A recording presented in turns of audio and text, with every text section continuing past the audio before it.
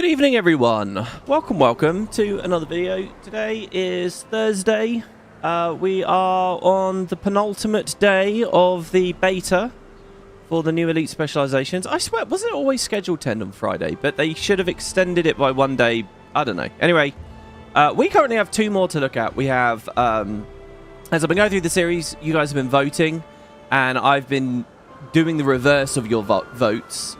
So we've been doing least favorite to most. That meant that we started with the Luminary. Okay, here was the actual order. We did Luminary. Shit. Oh god, what did we do next? Antiquary, I think, was after that.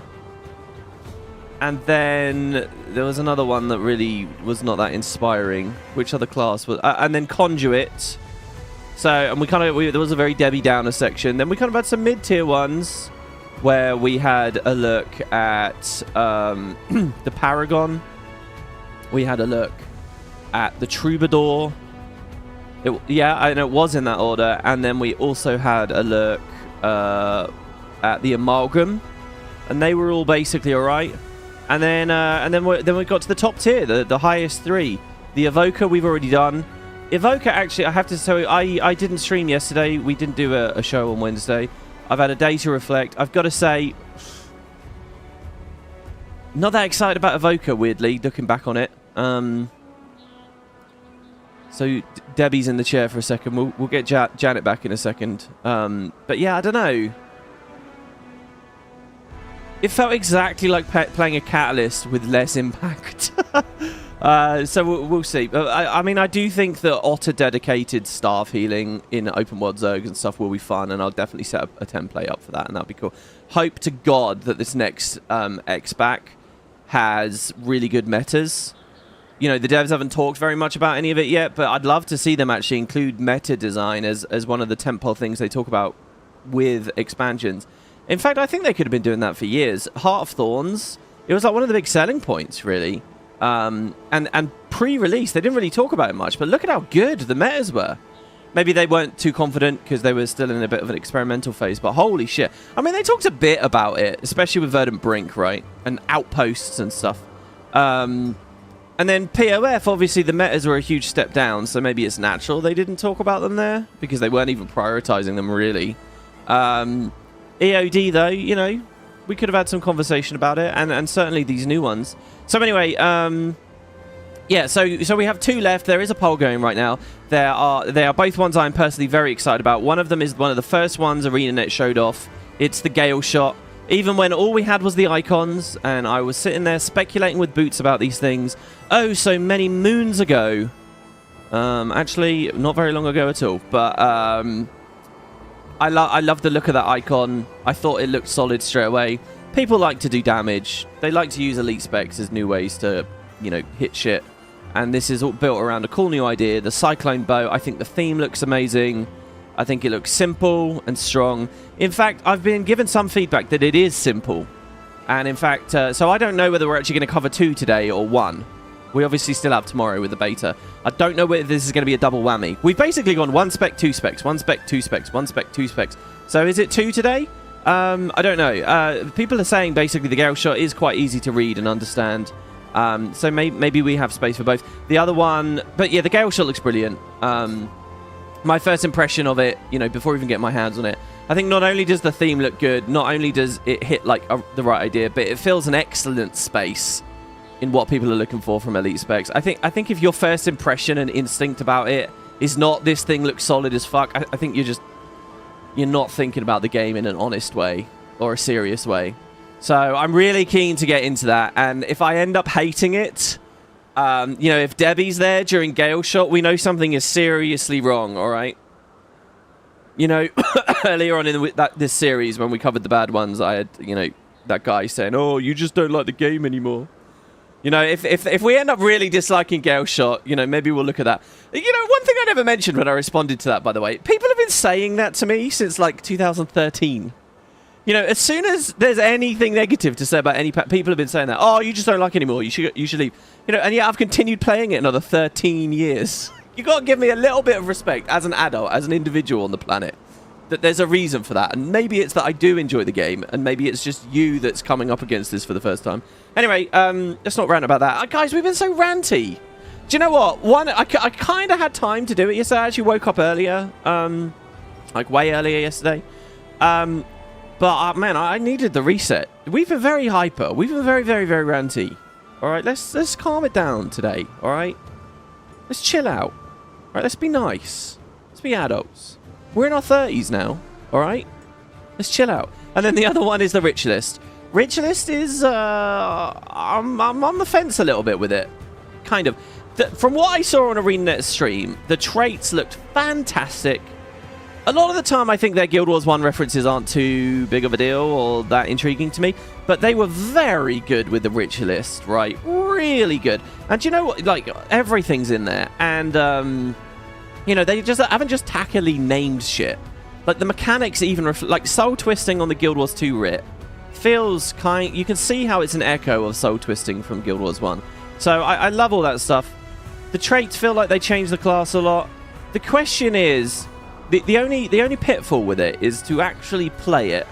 Does it feel strong? And secondarily, does it feel interesting to play? Like, or is it just completely brain off, blah, blah, blah, blah, blah. Now, it's kind of part and parcel for a heavy minion-related thing to feel very passive and to feel very easy. So I'm not going to let that totally trip me up on my enthusiasm for Ritualist. I've seen some of you guys in the comments already saying that, you know, that's something. But we'll see, you know.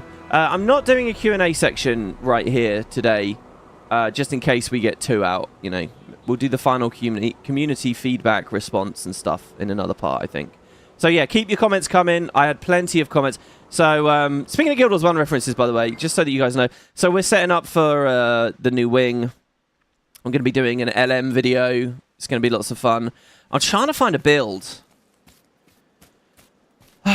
And I really hate finding a fun rotation, like for the sort of end-gamey stuff with Guild Wars, because so many of them are so fucking... They're too fast, they're too fiddly. I don't want to be playing some shit where to hit a good bench, I'm like coming down to like quarter of a second aftercast dodge cancels, right, of certain animations. I want something that flows, something that chains together, something that loops well. And that's why I love warrior builds, right? Like, I fucking love... like, this Defense Hammer Spellbreaker is so good. I love that shit. It's such a nice, such a smooth, clean build. You know, and that's one of the things where, like, GCD-based combat systems are so much better than Guild Wars is because, like, you actually get that quality of... You get that peace of mind, you know? It's not like, you're not thinking constantly every second, oh, did I lose some MS? You know, I don't want to feel like I'm playing fucking CSGO or something. And so many of the builds are like that. Anyway, one of the builds I've been playing and I was toying with, I'm not going to run it because I just gas out on initiative. It's too hard. But can I just say for a second, I fucking love... We're talking about we're talking about Visions of Eternity here. But going back to Janthir Wilds for a second, Thief Spear, I have not ranted and raved about how cool Thief Spear is. Condi Thief Spear, give it a shot, guys, at least for the open world, and play around with it. So fun. And the Guild Wars 1 reference here, so your Condi attack chain. Mantis Sting, Entangling Asp, and then Falling Spider. You saw me talk about this about 9 months ago when we had the preview for the spears. Fuck, man. Falling Spider is literally my favorite assassin skill from Guild Wars 1. I love Falling Spider. And the icon for Falling Spider in Guild Wars 2 is so good. It's just the same. This chain is so good. I do... Look, I'm going to... Thief players are going to hate me for saying this, right? Because the QOL drop would be immense. I really hate that this doesn't root you. Like, it doesn't have any impact. None of these spear skills feel like they have any impact. It all feels so fucking floaty, right? And that's doubly compounded when you're playing with initiative and you don't even see the cooldowns, right? It feels so floaty. There's not a good bang sound effect when you use a finisher. Such a shame. I really feel like if the finishers rooted you, yes, it would make the kit painful and horrible. This is not a real suggestion or anything. But it would feel like Falling Spider if it did that. Anyway, I fucking love this set, right? Do a finisher... Cap it off with your distracting throw, give yourself a modifier. It's a really cool weapon. You basically build up your modifier with distracting throw, and then you do another combo, you know, and you can stealth yourself at the end. I actually fucked that up there. You can stealth yourself at the end of this combo and do your ambush to apply a ton of condis. So you can do a combo for a DPS buff, and then a combo for your finisher plus your initiative back. And it kind of, in a lot of ways, and it feels like Monk in 14. You know, the way you build up your demolish and then you build up just your big hit. And it used to be that you built a modifier in the middle. You know, just that constant underlying 6-button hit. That's what Spear does here. There's that constant underlying thing. Except in 14, it's beautifully designed. You start building bigger combos. You collect naddies. You build up to this massive move. Guild Wars 2 doesn't have any of that. It's just like the most fundamental little bit. And spamming utilities in the middle. And it's cool. It's just when I take this to the golem, I just fail completely because the slightest fuck-ups. And there's cool animation watching on this playstyle. I love the spear, I really do. But the slightest fuck-up, you will start just losing your initiative. You're juggling. We got a crazy level up there. You're juggling a lot of shit. Anyway, and you know it's got cool interactions with the traits as well. You know you got Panic Strike, right? So whenever you emote someone, you do a chunk of poison. And there's a mob on entangling asp and stuff. I love it. I love spear, man. The spears. Look, I'm only doing this little section just to say the spears were all fucking good. All of the spears. Seriously, there was such a high level of quality last year, and I was hoping that the new wave of elite specs would feel like they match it. And I have to say, obviously we have 2 more to play, and perhaps 2 of the best. Right now, I kind of feel like this year they haven't matched what they did last year. And maybe it's because they got so much more to do, you know. Last year, they only had the 5 skills, ostensibly. I mean, here, really, you've got 3 fucking attack chains on 2 of these. If you beat for beat compare Guild Wars 1 to Guild Wars 2, just in terms of skill quantity, and you look at, like, Spear, this is a huge amount of the Dagger Mastery skills and Critical Strike skills that Assassin had, just on the Spear. Anyway, yeah, Fallen Spider, love you. And, yeah, I wish this wasn't quite so hard. It's annoying because it's slightly more damage. But then there's, like, a dagger build where you're just spamming 3, 3, 3, 3, 3, 3, 3, 3, 3, 3, 3, which is, like, 95% of the pressure. A lot of forced movement in there. But, you know, a load of evade utility at the same time. Yeah, and I really do like auto-counting. I fucking love that Hammer Spellbreaker build. Because you can really see the weighty impact of your animations. You can time things. Basically, everything queues perfectly. The only downside to it is it's really annoying with Earthshaker, and you kind of want to mouse over your UI, so you Earthshaker on your own feet, so that it's like, which is annoying. And I got a Blish HUD add-on that like is supposed to help with that, but doesn't really. It's a bunch of fucking extra key presses. There's an amazing Arms Warrior build as well I've been looking at, right? Which is just crazy auto attacks. It uses 7 auto attack chains in a row. You cast Hamstring, which is the 3rd sword auto. You cast Hamstring 7 times. Here, actually, I'll show you. Look, I think I've got it set up on Natalie at the moment. Oh, I don't quite. No, I can show you. And I'll actually tell you guys as well. If you guys remember Ideka, who made... If you remember, I used to talk about SCT, Scrolling Combat Text. It was an old Arc DPS add-on. Ideka has made a new modern one for Blish HUD. It's really good, and I'm going to set it up for the next LP. I seriously am, because it's so fucking cool. If you remember, I did a whole dedicated video on it. One of the last add-on videos I did. It was late POF, I think. This thing is so cool. You know, it will show you like what enemy skills hit you with and stuff. So let me summon a golem real quick. It's funny, we are doing the golem in this mini-series, but we're not doing it to test the EOD specs. Isn't that beautiful? Alright, I'm not actually going to put condies or anything on. I'll give myself quickness just so you can see. Because this is arms with dual wielding, right? So it's ridiculously fast. Let's just say all of them. Like, these are fucked up at the moment. I think I'm supposed to have a sword there. And then a dagger here is better. And then we would put shit on them. But whatever. So basically, someone's crafted a rotation that apparently does pretty good damage. Can you guys see my Blish HUD? No. Hold on. Capture third-party overlays. It's not working. Ow. I hate this shit, man. You guys can't see Blish.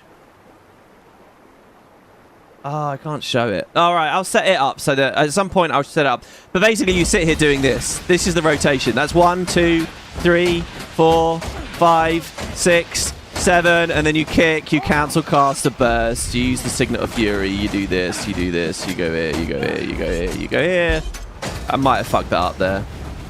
And then it's like another 4 chains or something, and then you do this, and then you leave. But I love Warrior, man. And then it's back to autos. This is just, like, I'm not doing anything.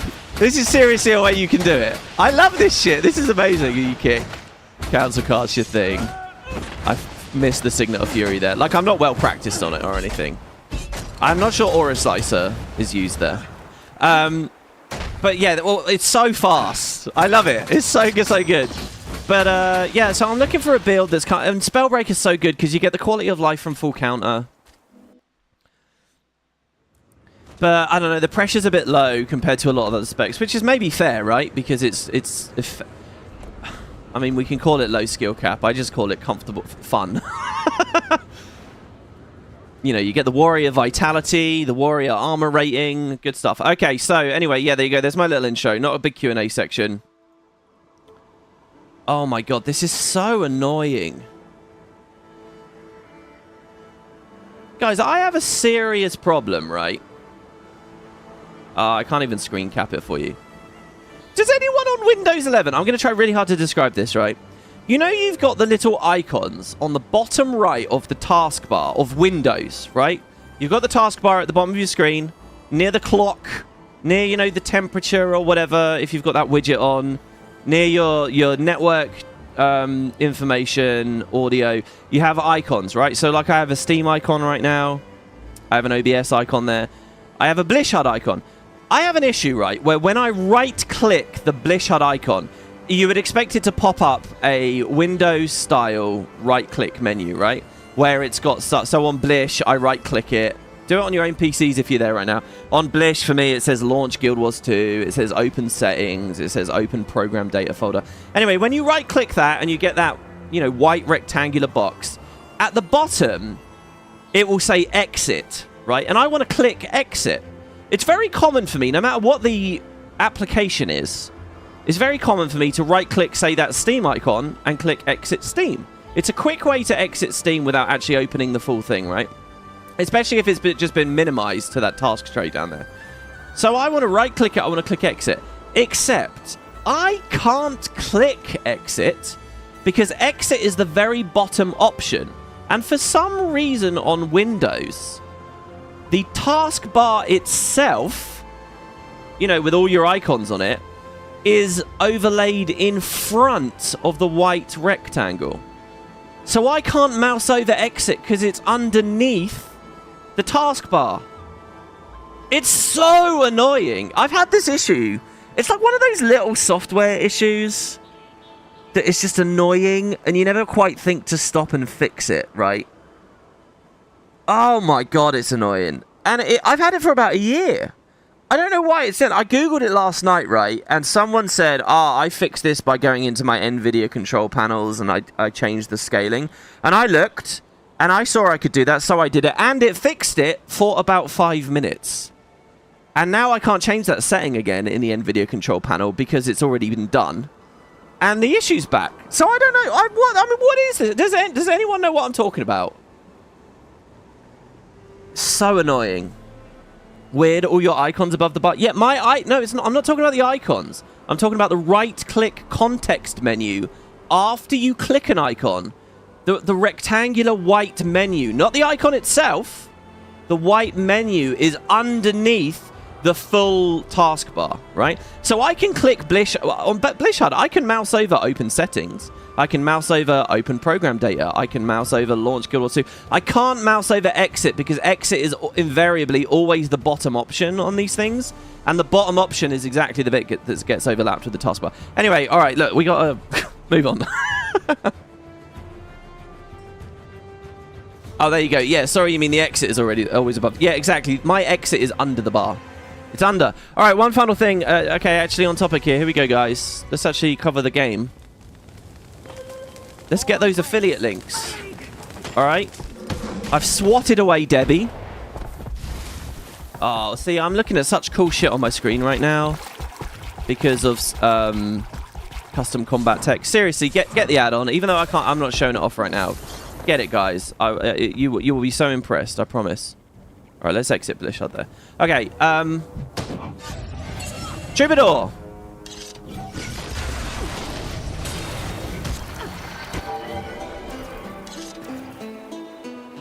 Wow. It's so good. So yes, there was a patch in the middle of the last stream I did. We didn't read the notes because we were busy with our own thing.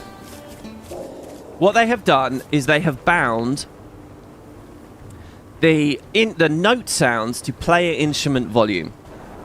So what you can do is you can lower a bunch of, which gives it its own slider effectively, so you can balance it against the rest of your combat effects. Really nice solution. I kind of didn't like this solution in one way, and it's a very selfish way, and that's that when I stream this game, invariably people want to play with me, and that's fine, right? And it's lots of fun. But there's always, I don't know what it is, right? One thing people love to do to streamers, this is not a critique that matters because it's just a personal thing with me. People love to run over and spam like ding ding ding ding ding ding ding ding ding ding ding ding ding on like whatever instrument. And I always end up just doing that. I always have this minimized. And I end up leaving it there. And so I'm thinking like in the LP that's gonna happen. And I'm not gonna hear it anymore. That aside, it's a really elegant solution, very cool, and what it really has, it has made this much better. So I'll demo it for you all now. So obviously we can elite to get all of them up straight away.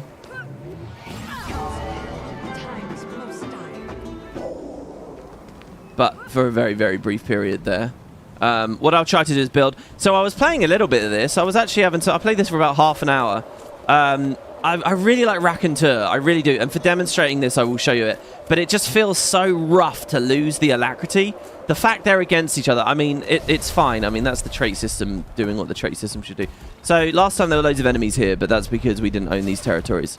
That's a lot of vets. Let's see whether we'll be okay here, because I ain't no expert. So what I'm going to do is just try to generate some clones. Oh, God. Oh, I changed my keybinds. Fuck. I also really like Dougal.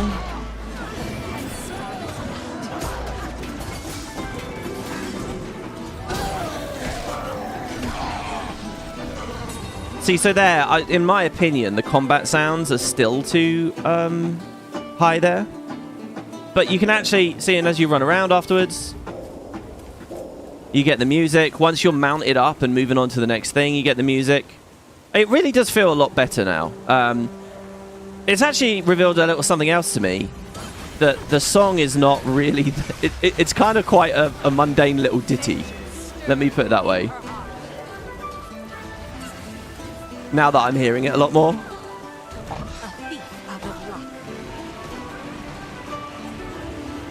Fucking hell.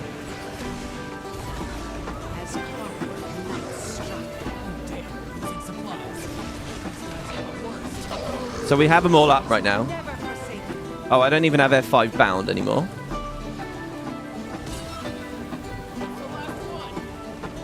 What I need is an add-on that allows me to change key bindings based on character. Because on Warrior, see, we mount right and we leave.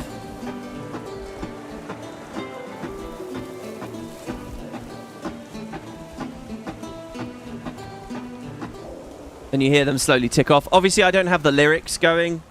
The lyrics, now that I've played a bit more Troubadour, the lyrics really... So someone has a comment, right, and they apologize for it later, but I don't think you should have apologized. Someone left a comment we read out where they said it was gibberish. And I sort of responded on one of these episodes and said it's not gibberish. But it kind of is, right? It is, and it's something I've mentioned already. The songs make sense if all you're doing is spamming the one utility. But the reality is, if you spam multiple, none of it rhymes. I mean, it's like really avant-garde. It's really like late-stage poetry. Do you know what I mean? It's really like, oh, okay, I have to fucking analyze this to find the rhyming scheme. And it's a bit, I don't know. It does kind of come across a bit like gibberish. But yeah, I think it is really good. I do think this was a good spec. It is a good spec. And that was a fantastic change from Arenanet there with the music. You can control it for yourself. If you eventually do get bored of it because it sounds too samey for too long, well, you've got the ability to mute it now too. The default is higher. Good stuff. And I'm just going to go on the record here, guys. It's your fault. It's your fault that we originally showcased this in a way where we couldn't hear it. It's your fault. Because if you had voted differently, if you had been more excited about the Troubadour, I wouldn't have done it right then and there, and we would have got to it post-patch. And it would have been beautiful and brilliant from the start. So, you know what? You get what you get what you deserved. If more of you were thrilled by the theme, you would have had the better version of it straight away. All right? Why don't you all just take a second to reflect on that while we move on? It's called slam poetry, WP. Right, yeah. It's spoken word. It is cool and hip.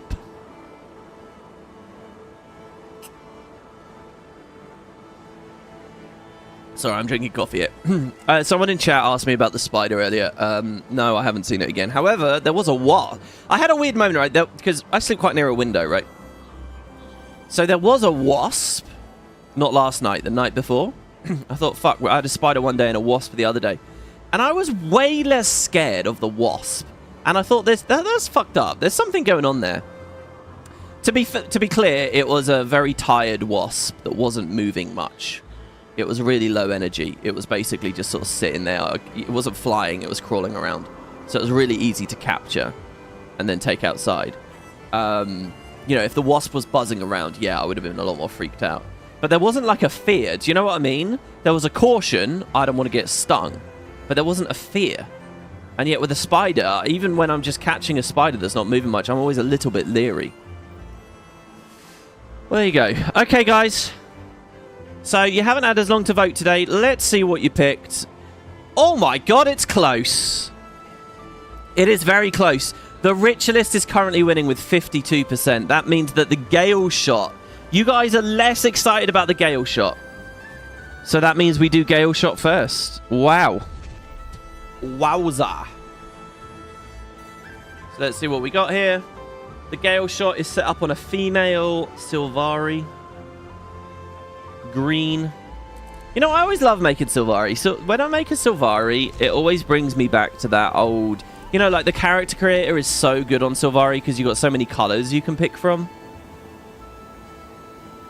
This is one of those little things that reminds me, somewhere buried deep down under what this game is and has become for veterans, there is like a, you know, a fantasy RPG like you'd play if it was a Larian product or whatever. Like I was talking to Mike about BG3 and character creator and what I might play and stuff. Like, and I kind of, you know, it's something about the character creator in general does that for me in Guild Wars 2. But especially Sylvari, you know. Anyway, she's green in the art. It's kind of just her, isn't it? It's like the default. So we're going to start with a bird. Not that it matters, but because I really want to play a bird. This guy, this doesn't look just good because of the cyclone bow and stuff. This looks good to me because of the bird element to it. All right, so what should we call it? Birdie. Let's just call it Bird Cyclone. Continuing with our trend of absolutely horrendous names. Alright. Let's turn all these arc panels off, shall we? I fixed my style guide for arc as well. It was kind of broken since I installed through Nexus, because I didn't realize if you install through Nexus, Arc inherits the Nexus style. That's why it randomly has an outline and stuff now when it didn't before. But there's an option to pull it out of your actual configuration that you'd set up before. So here we go. So the feathers look nice. I like this thing where they wrap around the health bar, but it feels like this is the only spec that's done that this time. So there was a little confusion with the earlier streams, whether they were actually arrows or whether they were feathers or arrows, right? When I mouse over, it says arrows. I guess arrows have feathers. So, I mean, do modern... If you have a modern bow, like a modern compound bow or some shit, they're not made with feathers, are they? Surely not. They're probably just made with like plastic wings, like the fly you get on like a dart, right? It's probably not real feathers anymore. And why am I asking that? Because it's a medieval setting, WP. Is it? Is this a medieval setting at this point? Where's a good appropriate place? I think outside the Dominion of Winds.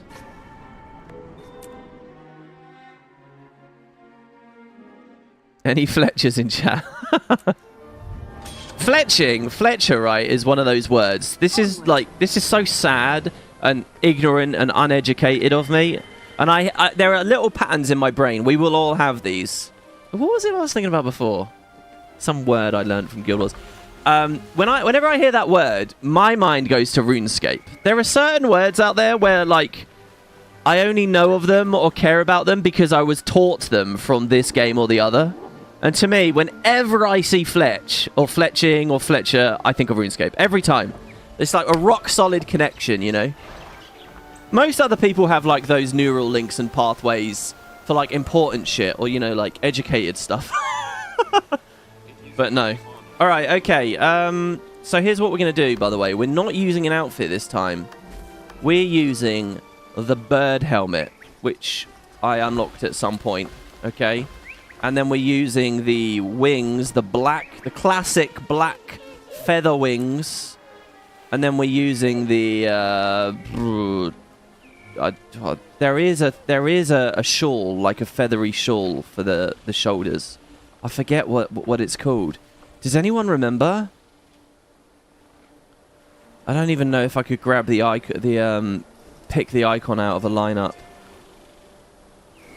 You guys know what I'm talking about, right? It's a really feathery, like I usually have it dyed white. Because I have a character on my account called Saw Honor who's a placeholder for when they eventually, if ever, add Tengu. New playable race next year, who knows? Raven? Is it? Oh, look at that. You guys are geniuses. How are you such a genius? How did you get your shirt so clean, mate? How did you get your shirt so clean? We'll just go pure Raven, I guess. I don't know. I'm sure there's other, there's other things. Like, I don't really like how much plant flesh is showing there. I want another shirt. I want a nice, clean shirt. No one's going to know what the fuck I'm talking about. Yeah, look at that. Look, we're nice. And we're, yeah, and then we just dye it all. And look, I know fashion, okay? Don't you guys tell me I know fashion. I know what you think I'm going to do. I'm going to go Abyss Black for everything, but I'm not. That takes the texture away, all right? We're just going to go classic black, all right? And not on every channel either. And look, this is very important for me to enjoy this spec. That's a good channel. We're going to look at every channel individually. And do you know what goes good with black? Gold. I know, I'm a fashion genius. So we're going to have a, like... I wanted a golden beak, to be honest. I can't dye the beak. This is not good gold. We're going Imperial gold. Oh, that's still not good gold. There you go. Oh, look at that. Look at how easy. Frankly, I don't know why anyone gets paid for fashion. Alright, this little bit of green here, that's my skin, and it's ugly as sin. So, we probably want different legs. So let's just change those real quick. That looks weird. That's like carapace. I do like the leathery combo, you know. I like the few legs showing. I don't want no thigh gap. I want something big and thick and leathery. I don't want to see how shapely and svelte my thighs are.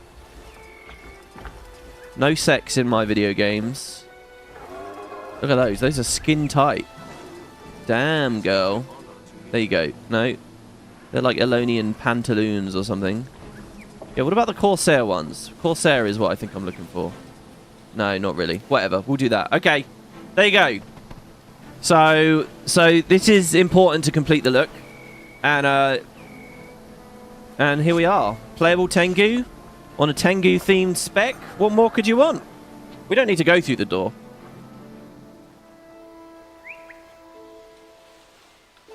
Okay. So let's see what we have. What have they started us on? Marksmanship, naturally. Skirmishing. with Vicious Quarry. This is just straight up sick power damage. That's what they've given us. With Clarion Bond. Predator's Onslaught even. The thing I am most excited to see here... Do we want to get Quickness off of Lead the Wind? I kind of think we should take the Piercing, really. I'm surprised they didn't start with a Piercing. I want to see the trait that lets me spam projectiles. That's what I'm most excited about with all of this. Okay, nothing really, like, fundamentally, you know... This isn't like where we get burst skills or new shatters and shit like that, so there's a billion integrations with the rest of the class. This doesn't actually really touch the pet much. It's not like a Soul Beast, right? So, therefore, you're not going to see a lot of, like, combos and synergies. And, look, if I was a Ranger main, I would probably say that's a knock against it. It feels too simple for me. But, you know, putting that aside, and having the capacity to think a bit more broadly about the broader community, I still think is okay. And every class has a spec or two like that, you know. Well, not every class. I think Mesmer's been feasting pretty good. Okay, so the Grandmaster they started us on is Gale Force. Wind Force grants stacking, increased movement speed, and damage. Well, hold on. Mastery of Tengu Wind Magic allows you to conjure the Cyclone Bow at will. Using arrow-consuming skills grants you Wind Force. After you reach the Wind Force threshold, you are able to use Hawkeye. And our utilities are called Squalls. I really wish all these tooltips said grants access to Squall utility skills. It should be phrased like that. Anyway, guys, I'm going to be a bit different on this one. They've started me out with Sword. And the Warhorn, of course, because we get the Hawks. I love that. I'm actually just going to play it immediately. Just so I can get a feel for the new kit. So, okay, so hold on. Let me set up my binds again here. So, Profession Skill 5 should be on Q. And that should be on 2. And that should be on 1. Okay, so we move into the Cyclone, but oh, we didn't do weapons. What are some good oh my god, Pharos would be probably pretty cool with the giant pillars of light coming down. There are Tengu weapons, I know that. There's actually 2 sets now. There's the Tengu Echo and the Tengu. I guess I'll do Tengu Echo. I don't know. There are some feathery ones as well, the soaring ones, but we can't dye those black. Right, so here we go. So I just want to get the bow out and just get a feel for this. So the bow, it acts like a bundle. So I can spam Q to go in and out. Okay, it's like a kit. It feels like a kit. And so it's a bundle, so when I drop it, I'm always returning to whatever was underneath. Okay, easy to understand. There's not even a big cast on it. Like with an FB tome, they feel like kits, but there's a bit of a cast getting in. This is just like immediate. I almost wonder if I would like it to have a bit of a cast going in. Because, hold on, this animation, where the on-equip, that does a thing, doesn't it? Like on Blade Sworn, right? I really love the gun saber. But it is kind of clunkier, right? And for that, it kind of was a full weapon set. So I can't sheath because it's a kit, right? And you can't sheath kits. I'm hitting my Stow weapon bind right now, and it's just always there. I almost wish they had gone Blade Sworny with it. I don't know what I think, actually, because... Can you sheath the gun saber? I can't remember. I'm not going to characters up. Chat, can you sheath gun saber? Yeah, a kit, but it's on the Celestial button. Exactly. That's exactly how it feels. The icons look perfectly coherent with the class. They don't have that weird plasticky look to it. So let's just see what we got. Now, can I assign this as the actual auto?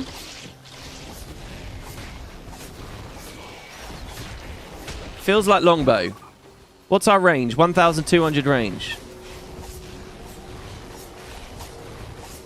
Shoot a wind arrow. Absolutely nothing interesting about it. Longbow does more damage the further you are.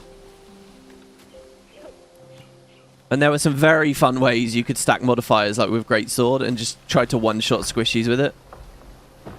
In competitive, many moons ago. So yeah, here's Longbow. The classic. Longbow, of course, has the 1500 range. This one we're closing in a bit. It feels a bit quicker, a bit snappier.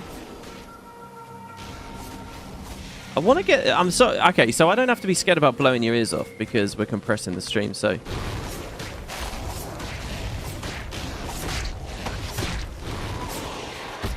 Sound effect isn't much to write home about, but I like the trail effect on it. Okay, that becomes Hawkeye eventually. Once I get enough arrows, I think it was. What did it say? No, once I get enough wind force.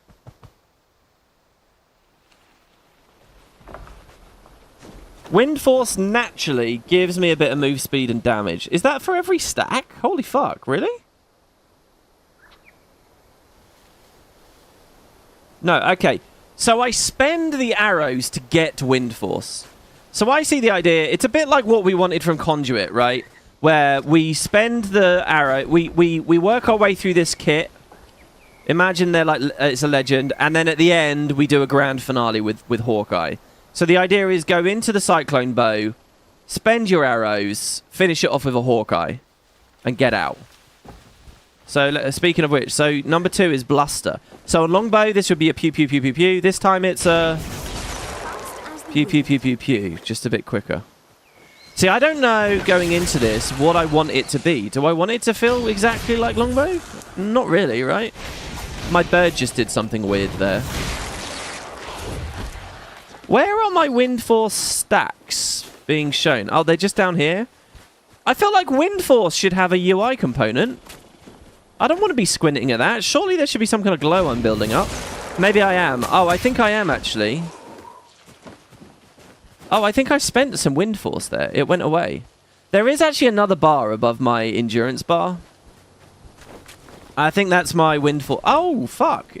Oh, I think it auto-cast Hawkeye because I had this assigned to auto-cast. Oh, weird. Oh, it doesn't preserve auto-cast.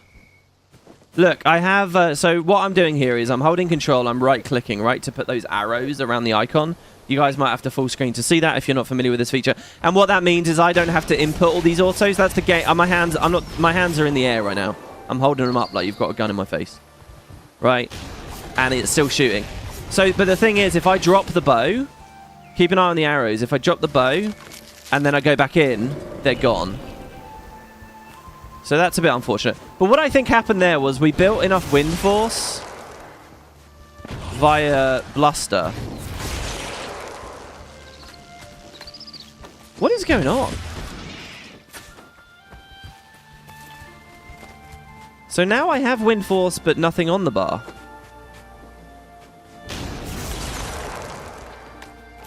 So look, I have 3 wind force. It's charging, it's charging, it's charging. Oh, okay, never mind. I've misunderstood it. People will have been saying in chat, sorry guys, you just got to let me get to grips with it a little bit on my own for a second. Okay, that bar is not showing wind force. That bar is just charging every time I get a new feather, a new arrow. That's just arrow accumulation. That's all it is.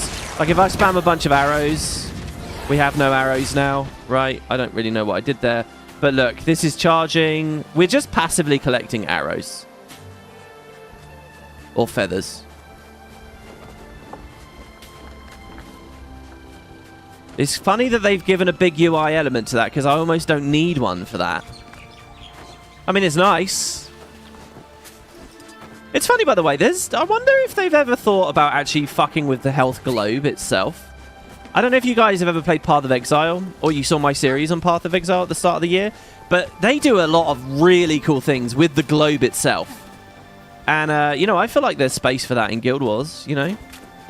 Why not have some kind of circular effect around that? Anyway, okay, so that's just building arrows. So I am squinting at my wind force. So let's see, does wind force have a duration that goes away? Oh, that was a weird moment. I thought I was on the Cyclone Bow, but I was actually on Longbow.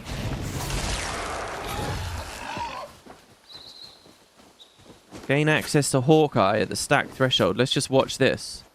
Like, if this does tick off over time, that's what I want to see when I'm losing these stacks. That's really important.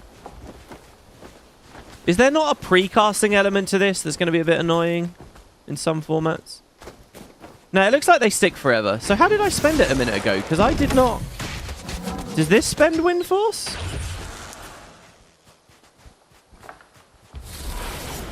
It looks like it's 1 wind force per button.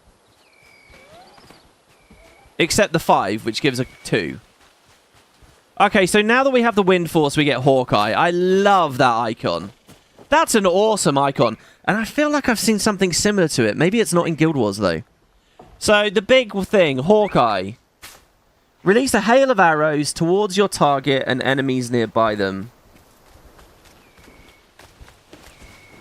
I feel like there's a weird thing here. Surely it's like... Like, if I was just designing this, I would make a thing where you collect arrows and spend all of the arrows on one giant volley, right? Like, that makes sense. You're Oh, it does time out. It goes away. Oh, wait. I think it goes away when you leave the bow. Aha, when you drop the bow, it goes away. And for some reason there, the bow automatically timed out. I only have a limited amount of time in this. That's why it went away. Oh, it kicked me out there as well. Why'd you kick me out there?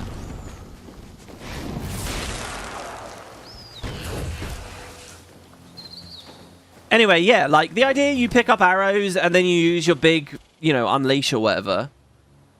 That makes sense to me. But instead we're spending arrows to get this more nebulous thing to do. I don't know. Anyway, yeah, maybe I'm nitpicking, whatever. I'm just looking to see when that drops or why it drops. It totally dropped on its own. Is that something kits do? I know it's something conjure weapons do, but that's something explicitly there on the tooltip and the icon. Mirage Master says, WP, even if it is very similar to longbow, you can technically double up. Yeah, I know, and that's one. I like doubling up, right? I'm not opposed to doubling up at all. If Arenanet released a, you know, they did Ritualist with spirits, we'll be looking at. If they released a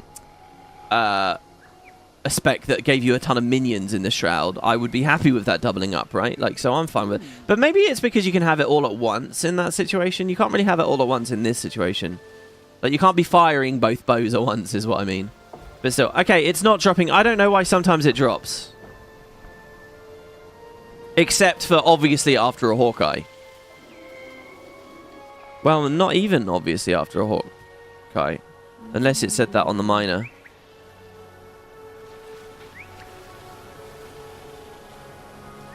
All of this is basically just to say, go in when you have a lot of arrows, spam some buttons. Let's see what it looks like, shall we?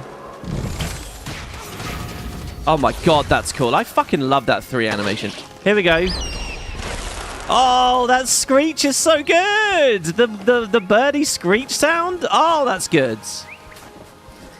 There you go, it dropped! It dropped! I didn't do that. Ooh, let's try again here. Look at that fucking 3. That's awesome.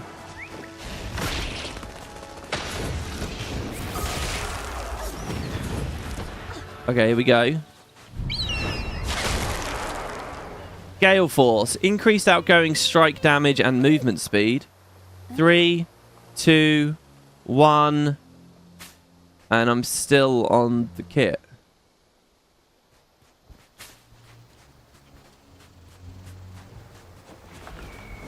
These classes all seem to... there, now it dropped. Anyone really good at this understand what's going on there with the logic of when it auto-drops?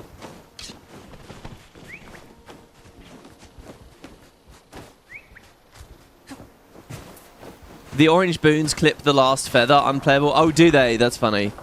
I mean, I have a lot of sympathy for that. If you guys have ever built like a UI or you've fucked with UI a lot, you know, like in 14 with all the add-ons and shit, that sort of stuff happens all the time. The downside with Guild Wars is we as a player can't really customize that. Gale Force is just the GM. Oh, you're right. So, hold on. If I turn...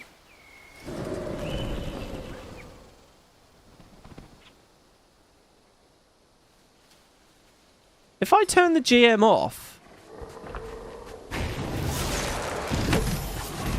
Oh, Wind Force. Sorry. Okay, no. I was just getting the word wrong. I was just getting the word wrong, that's all. Oh, yeah, this one's got a quick solo quickness on it as well. Self-quickness. Oh, that might be why they didn't default you with lead the wind or anything, because they might be thinking about this. Okay, Is it dropping when I generate my last feather? Let me check that. Look, I'm sorry if this is tedious to watch, because you're sitting there thinking, what the fuck? Okay, I'm building feathers, right? Let's see. When I build the last feather, let's watch. That might be it. I feel like I'm onto something here. I don't know why. I don't know how that helps me as a player.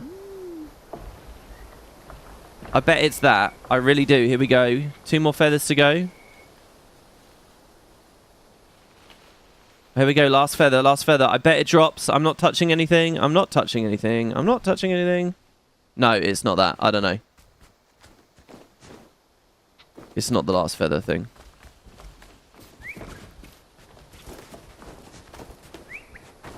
Could it be something? I don't know. I really don't. I don't think there's anything with my settings. I've got nothing pressing Q. There, look. I took target on the firefly and it dropped. It seems like a bug. You think it's a bug. It wasn't drop of you. Okay, well, let's ignore that. It doesn't really matter. It's only something I'm seeing because I'm very slowly going through each thing. Let's take a look at the skills again here. So, 2's kind of unimpressive. But for the pew pew pew thing, I get it. Like, it's sort of a different sort of pace to a longbow 2. Maybe that consistency feels good. There, that was a really quick auto drop. That one was so fast. Fleeting Zephyr. Jump back, releasing a blast of wind that destroys incoming projectiles. This might be one of my favorite skills in the game.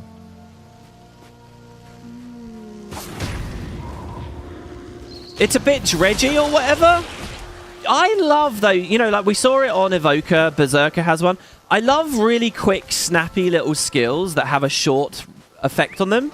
And reflecting for that brief window is awesome. Again, you don't really apply it in PvE. Same old story. But what I don't really like is when it's on a utility. I don't like giving a utility up for that. Having that on a weapon, you know, it's like deflecting shot on longbow, right? Going back to Heart of Thorns. And it looks cool. Great visuals. It actually looks like... I don't know how it will feel in a level 80 zone. We'll have a look in a minute. But it really loves dropping them automatically here. But there's a little evade on it. It feels like this hits quite hard too. I mean, it's more than an auto. If the idea is lots of like flying and leaping and jumping, you know, the evade feels a little bit meek, but it's very quick to throw away. And of course, that's generating wind force for us. Okay, the 4. Fire a volley of arrows in the air, immobilize any enemies when they land. Okay, I'm a bit bored of that animation, because again, that's... We saw that last year. That's a spear animation. That's like the Guardian spear, right? And in fact, it's on the same slot as well. It's on the 4. I can kind of forgive it because it feels so good for like what this is going for this theme. I don't know whether, like, in the competitive modes, people will be able to walk out of that and stuff. Like, there's a delay. That is not ground targeted, right? You might expect that to be ground targeted. And wasn't it Evoker? Didn't Evoker have that kind of ground targeted? Someone had that on this set. And also, I kind of want to forgive it a little bit because the green trail on the projectiles does look quite distinct from the Guardian edition. The Guardian Spear edition. Oh, no, it is ground targeted. My mistake. It is ground targeted. It's just because I have ground targets off at the moment. Because, again, reducing the cast time on Earthshaker. Like, that's the annoying thing about Earthshaker, you know? Let's turn it on and actually look at the things here. So instead of instant, I'm going to go back to fast cast with range. So it's just the generic ranger icon, not the Gail Shot icon. That's a new thing for us. A new thing for us to criticize and be angry about. There you go. It is ground targeted. I just happen to be mousing over them every time. Dude, I love the bird screeches. Seriously. I kind of want a different screech on each one, but maybe that would be too much. Also, I hope I'm not just hearing my hawk. I think it is on the... Maybe I am just hearing my hawk. Shit. Alright, and then finally, supersonic arrow. Supercharge an arrow with wind magic. Little bit of flavor in there. Launch it in incredible speed. The skill grants additional wind force. So this one gives us 2.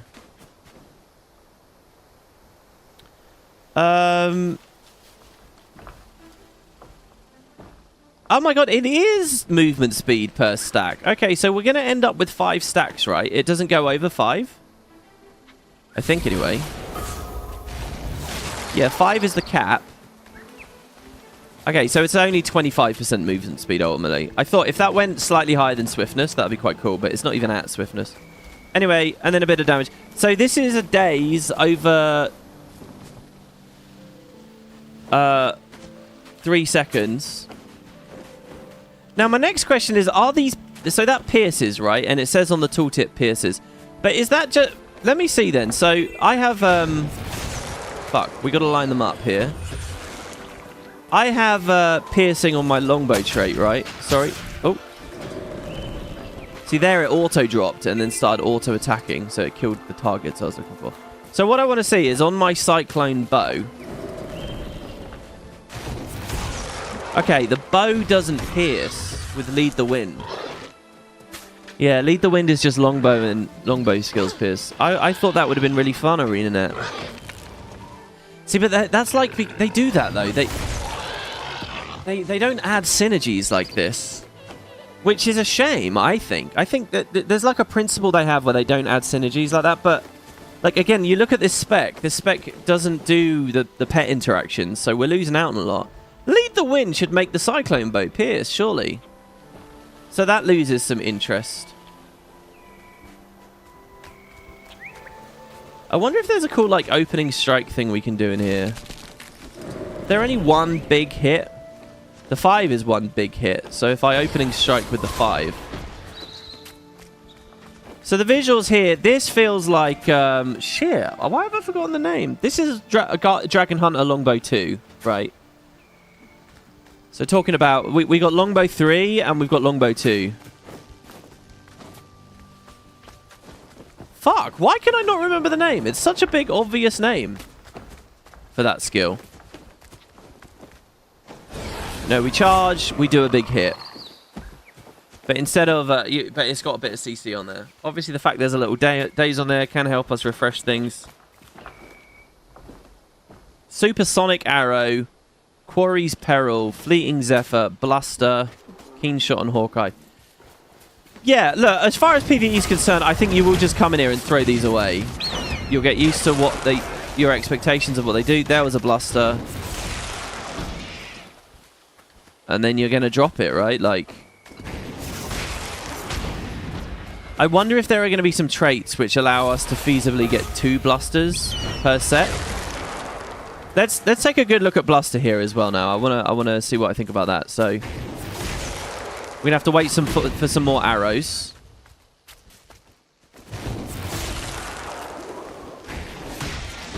The autos won't give it to us. So I can just stick lazily in here. It's not like Photon Forge where I'm eventually gonna get kicked out. I can just sit here building arrows slowly until eventually I hit it. Okay, so Hawkeye, sorry. Release a hail of arrows towards your target and enemies nearby them. So the primary target takes 5. Nearby people take 3. The radius is 480. Excellent. I was so scared that was going to be a low radius. This is going to have to be a good, comfortable radius from a PvE mindset. Because you look at like a standard distribution of enemies like this, right? I want to feasibly Hawkeye a bunch of them. And if that is not very high, I'm just not going to. Right, so who's the best person I can target here? I wonder, if we hit this bottle lobber, will it hit all the other ones around it? That would be epic if it did. Shall we see? No, we'll just do it over there for now, because I reckon it will hit the whole pack. Oh, so good. So good.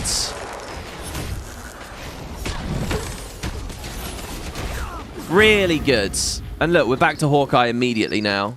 Let's throw one over on this guy. It would be cool if I had the additional QOL of taking some targets nearby you too. Like if it took that script next to me. Dude, this looks good on the stream. It feels good. Yes, it's simple, but I'm telling you now, the game's complicated enough. All right, don't listen to the veterans. Don't listen to the streamers. That means tune out right now. I think this is important and good for the game. Oh. Yeah, this one's a route. I like that as well. It feels like it's going to have some impact. Again, feels very Guardian too.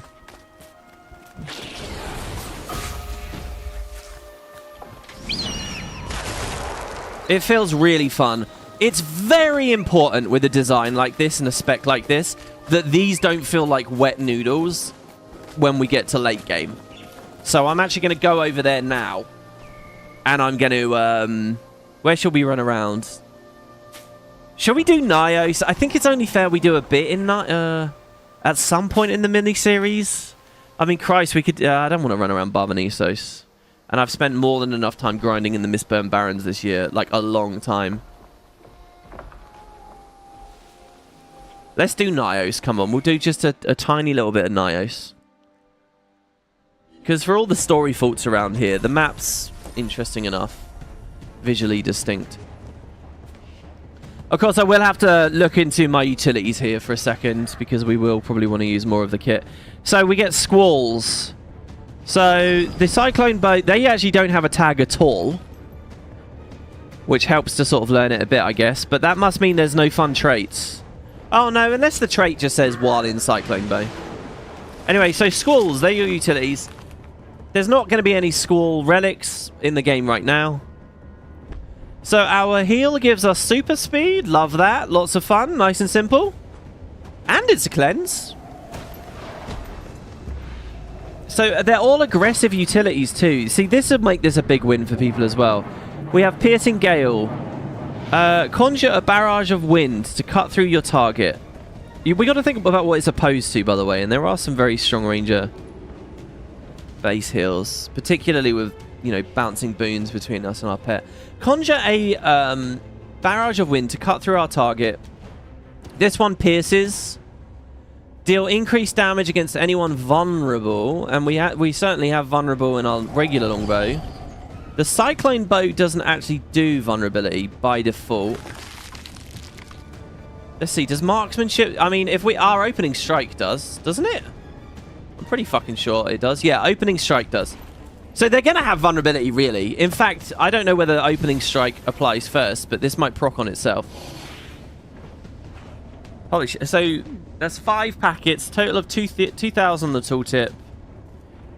Oh my god. Oh god, it's like Axe 2 on Necro. It does more damage if they have Vuln. I love that interaction. That's cool. Piercing Gales could hit pretty hard. So it pierces 5 times. Is this basically another longbow too? Let's cast it. Oh no! Oh, I see. It's like one of those volleys. It's like short bow. I hate doing this because I feel like people aren't going to know what I'm talking about a lot of the time, but it's like short bow 2 on Rev. Or as I often think, Renegade, but not Renegade anymore. Actually, someone left a comment, by the way, that the binding of weapons to elite specs still matters if you don't own Secrets of the Obscure, which was really interesting to me. Is that true? That makes conversation about the game really tricky. Like, really, if you're going to try and actually, you know, hit a broad view with it, it makes it really hard. So, wait, they all coalesce to an area, do they? We're going to dodge. We're going to daze him. He's got the 25 Vuln easily there. We're going to do Bluster. Go back to our longbow. And a barrage.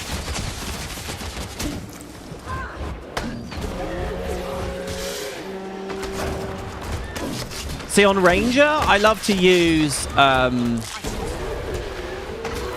E, Q and E for these two quite often. I'm just going to have to get new muscle memory, I think, for a lot of this stuff. My muscle memory is just fucked on every class. So automatically swapping binds as I class change would be awesome. I wonder whether there is a Nexus add-on for that. Anyway, for now, I don't actually think I have E bound to anything right now, so I can fix that. With Profession Skill 2 onto E there.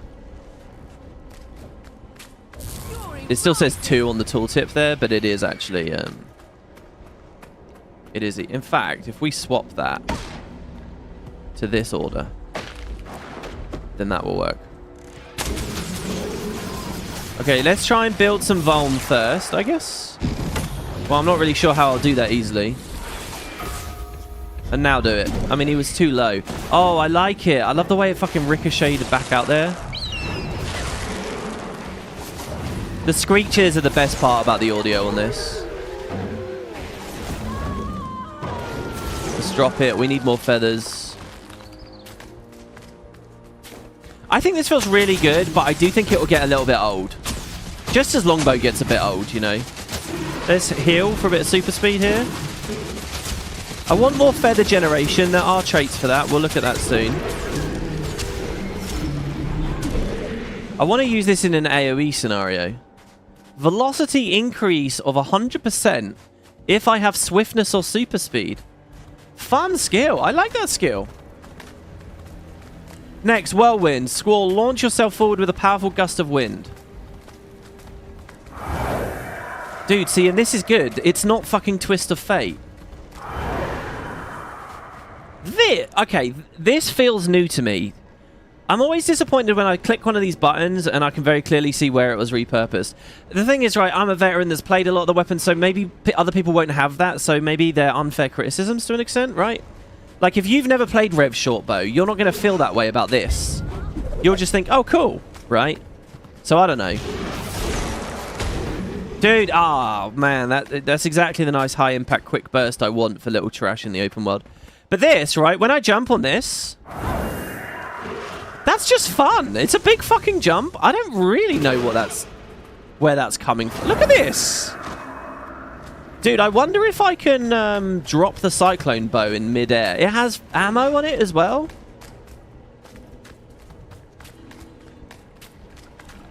I wonder if I do it off a ledge, if I can drop the cyclone bow to kill the back of the aftercast on that.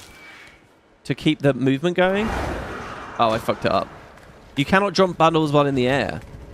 Okay, hold on. Let's drop the bundle first.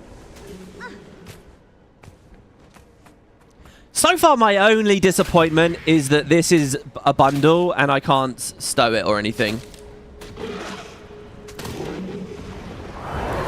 Yeah, you can do it. Not in the cyclone bow, but you can do it with regular weapons.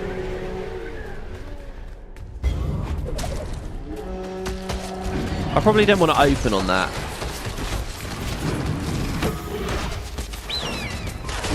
Oh, it feels really good.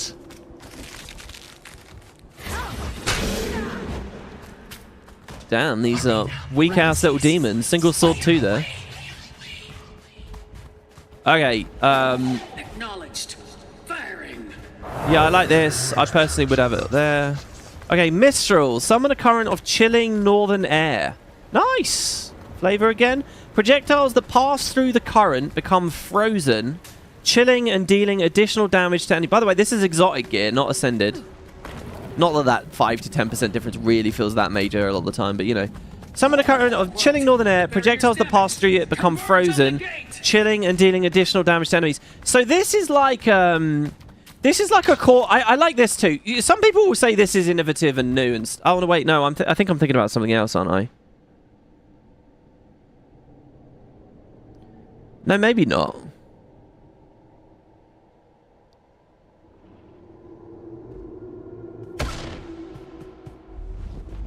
Yeah, this is basically... You know at launch... Holy fuck. Maybe these demons are just really weak. At launch, you know, there was all that talk about, oh, an elementalist can drop a firewall, and then the warrior can shoot his longbow through it and get combos. Cross proficient. It's kind of that, right? But it's a combo unique to the skill. Now, this I think it's a bit like what we saw with the amalgam. This is opening a new idea that I'd like to see them push harder, right? I think this is really interesting. I don't remember this anywhere else in the combat system. So combos that go through this from anyone will chill. And since it's not technically a combo, I think it will apply the other effect too. So for example, if you're playing Condi Reaper, A Condi Reaper could whirl in this. No, but that wouldn't be projectiles. What projectiles can you get on a Necro, right? Like maybe you could apply Deathly Chill. There's kind of a cool combo between the two classes there. I love stuff like that. I've always loved stuff like that. I've always wanted Arenanet to be more minded with stuff like that. Less globally applicable thing, more specific combos between specific specs. Here is a Ranger, obviously. So it says any projectiles that pass through. I don't think that means it has to be a projectile finisher. I think it just means any projectile. Which is awesome, right? So for example, rapid fire. This is not a projectile finisher. But they are projectiles. They can be reflected, right? They can be deflected. They're projectiles, they just don't have the finisher thing on it. So I'm trying to find something that won't die too quick. So I'm going to drop the wall. And it goes chill, chill, chill, chill, chill, chill, chill, chill, chill.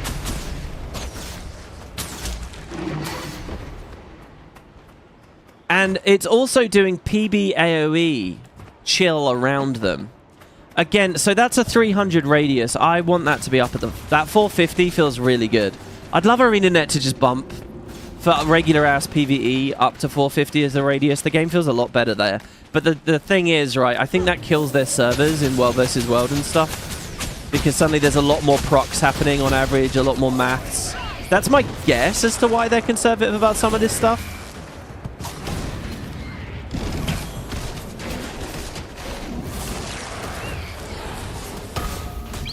There's the big finisher. Oh, so good. Okay, so let's drop it. Let's hit that skitter.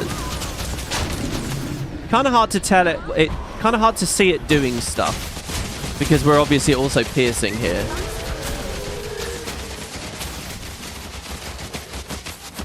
But yeah, I like it. I like the idea to look at the animation. You know, it's all right. I mean, yeah, you get the little frosty effect in there. It's got the green. You might say it's too similar to other walls, but at the end of the day, what more are they going to do? I think it's fine. I was fine with it on Blade Swarm, their little wall that they got. In fact, I think I really liked that one, didn't I?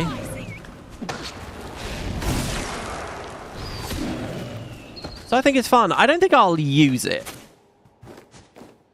I'm not sure I'm going to use that. And when we think of it from like an end game rotationally mindset, it's really just dump it while you're doing your stuff. You know, once the rotation's been has it worked in, it's going to feel a bit like the water augment on Kata in that way. You know, extra ticks of damage that are chilling. I mean, almost identical. But mind you, that's only AoE. It might not seem much use, to be honest. Maybe in World vs. World. Launching that into a Zerg, lots more packets rolling around. Okay, and then the last utility is Wind Shear. This is another break stun. Oh, sorry, no, this one wasn't a break stun. Interesting. Whirlwind is not a break stun. I just assumed it was. It actually loses a lot of value not being a stun break. Okay, let's see what the actual stun break is. It's called Wind Shear. Wind swells around you. It knocks people away, and it reflects. For what duration does it reflect? It's kind of another Fleeting Zephyr. In a way, right? Fleeting Zephyr isn't a knockback. But they're both quick little reflects. I mean, there's no situations in PvE where you're doing that to reflect the kill shot or whatever, and it just feels fucking fantastic. But I mean, maybe in some Heart of Thorns things, some Mordrim. I think that's really strong. I don't know about the cooldown exactly, but I think that will feel good in competitive because you've got a hard CC on a stun break. I'm happy enough to use it.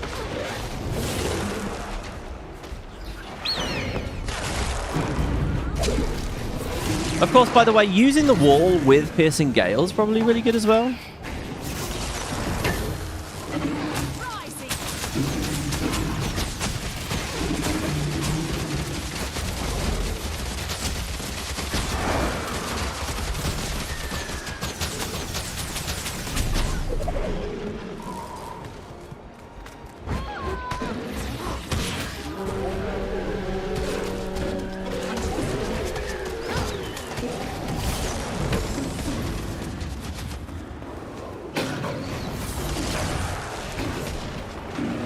So yeah, you definitely don't want to go in too early before you have all your feathers. You feel kind of trapped in a way. This feels awesome. Look, this is all quite simple stuff, but it's fun. And it has fun visuals on it. Okay, finally we've got the elite. Perfect Storm Squall. Releases a massive tornado, launching enemies it strikes as it travels. When the tornado reaches its destination, it will persist for a period, dealing damage to enemies inside of it. Let's just cast it so we get a sense of... So it's ground targeted, 900 away. Cool visuals on me. The tornado looks good. That's not just an LE tornado. That's its own animation. That's its own visuals. Did I see birds swirling in there? That looked totally new. That looked great. Release a massive tornado. So it launches... Wait, as it travels? Sorry, did it start at me and move to where I placed it? I didn't spot that. I thought it just got summoned where I placed it. So while it travels, it does 1,000. Once it lands, it's going to do 12 ticks.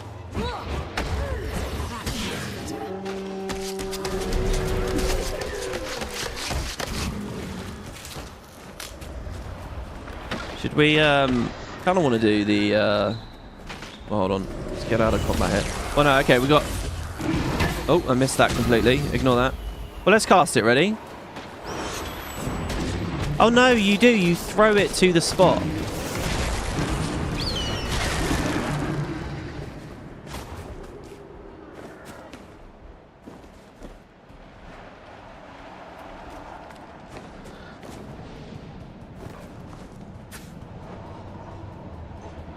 So, it says maximum launch distance, 900.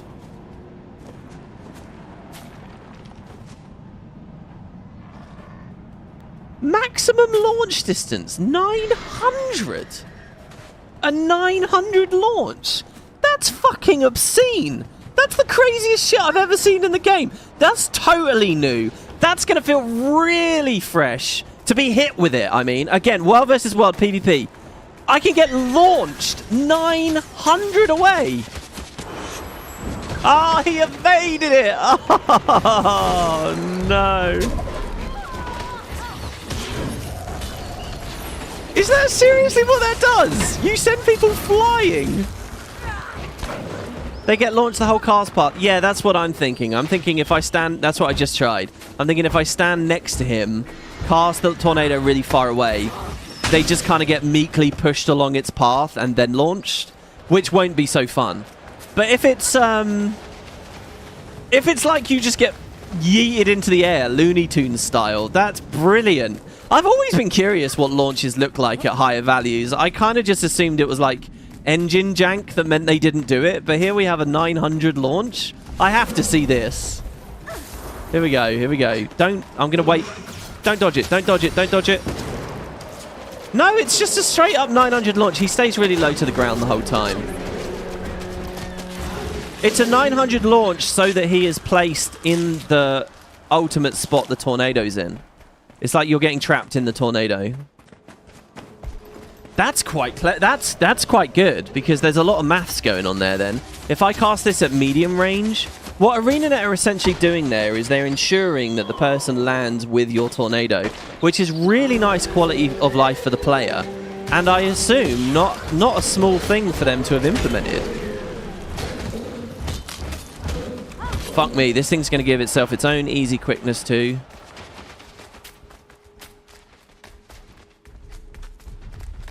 Let's try it on this guy. Let's watch that again.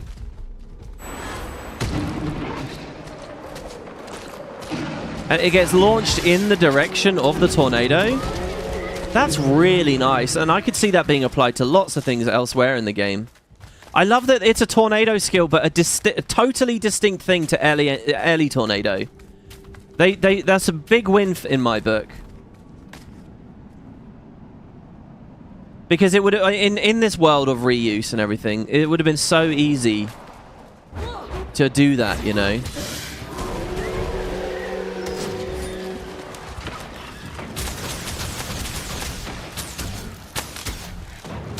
So here's the combo ready. What we do is we point blank shot.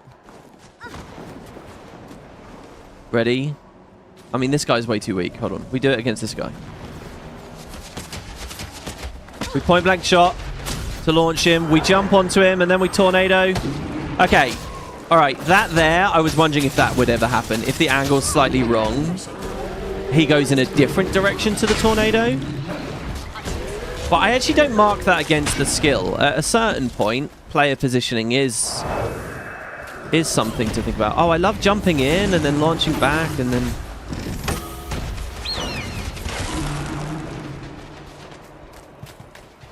A skill like this would have been epic during core. Now that we have mounts, less interested in it.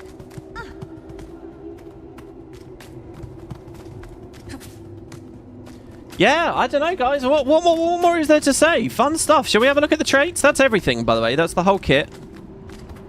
And this is a good thing. You know, like Mike's question that we answered on stream yesterday, or in the last part, about weapons being a part of elite specs. And I said, yeah, I think it is a big deal. When you have, like, Reaper, it still does feel okay because you get a great axe in Shroud. This is a similar thing, you know. I feel like I got a new weapon with this, and the elite spec feels really good. But also, I think it's just focused around a kind of pressure with its own visual flavor. Okay, so let's fly into the demonic skies of Nios. So what I'm interested in with the traits is I want to see bird synergy be really cool, and I want to see the quickness trait be really cool, and that I don't feel too bad running it. So they started us off. This whole time we've had Wind Force, right? Which is this thing that's given us this modifier. The modifier is actually not that big. It's 15%. Oh, no. No, it's 25%. It is big. Oh, sorry. Okay, it's 15%. And then after I use Hawkeye... Sorry, it is called Hawkeye, isn't it? The flip over? When I use that, it goes up to a 25% modifier, but only for 10 seconds. So we'll want good feather generation for that. So I don't feel too bad about giving that up, actually. The other GM is this. It's called Shrike. Oh, no! It is Shrike! No! After a number of missile hits, release a volley of arrows at your target and gain an arrow. Missile hits required 8. It's quite a high number. This is the projectile spam thing that I loved the look of on the screen. It's the Ratchet & Clank Rhino. Rip, you're a new one. This looked fucking awesome.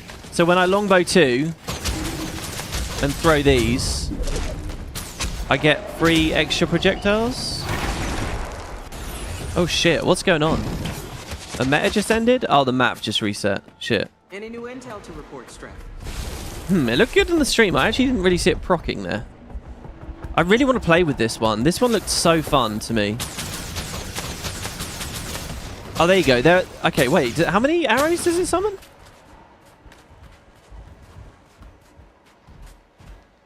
Oh, it doesn't tell me. It says after 8 missiles, release a volley. But how many are in the volley? The thing doesn't tell me.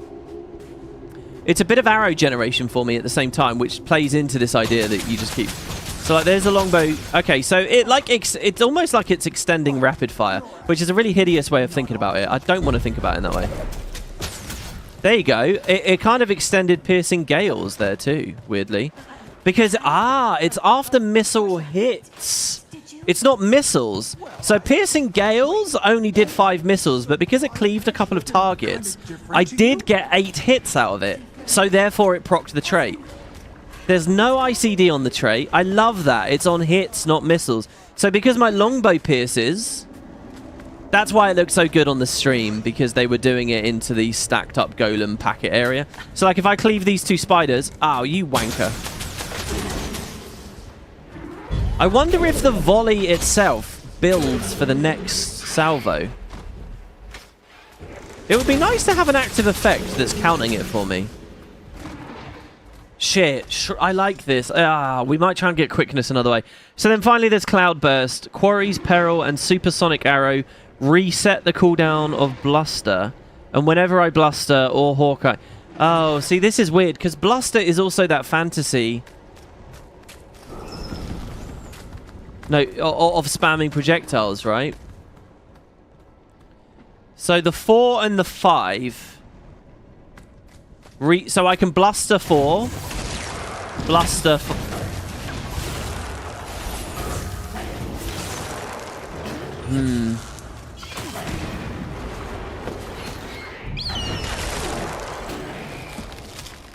So this is basically, you can go 242, 252, 242, 252. You can just keep spamming 2, right? Basically. But this doesn't give me arrows, so you want to go in with a good amount.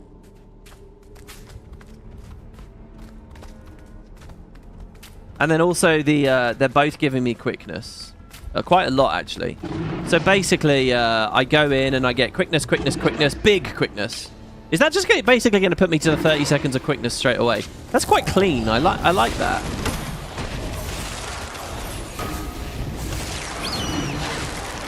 So we're at like 20 seconds with no duration. I think that these are 3 fun GMs. They're very different play styles in terms of like that one augments how I think about the cyclone bow and kind of puts me onto a very strict path for my skill use through it. These allow me to linger in there and get more feathers to play with and treat it a bit differently. I think the idea of Shrike is my favorite, but all 3 are really good.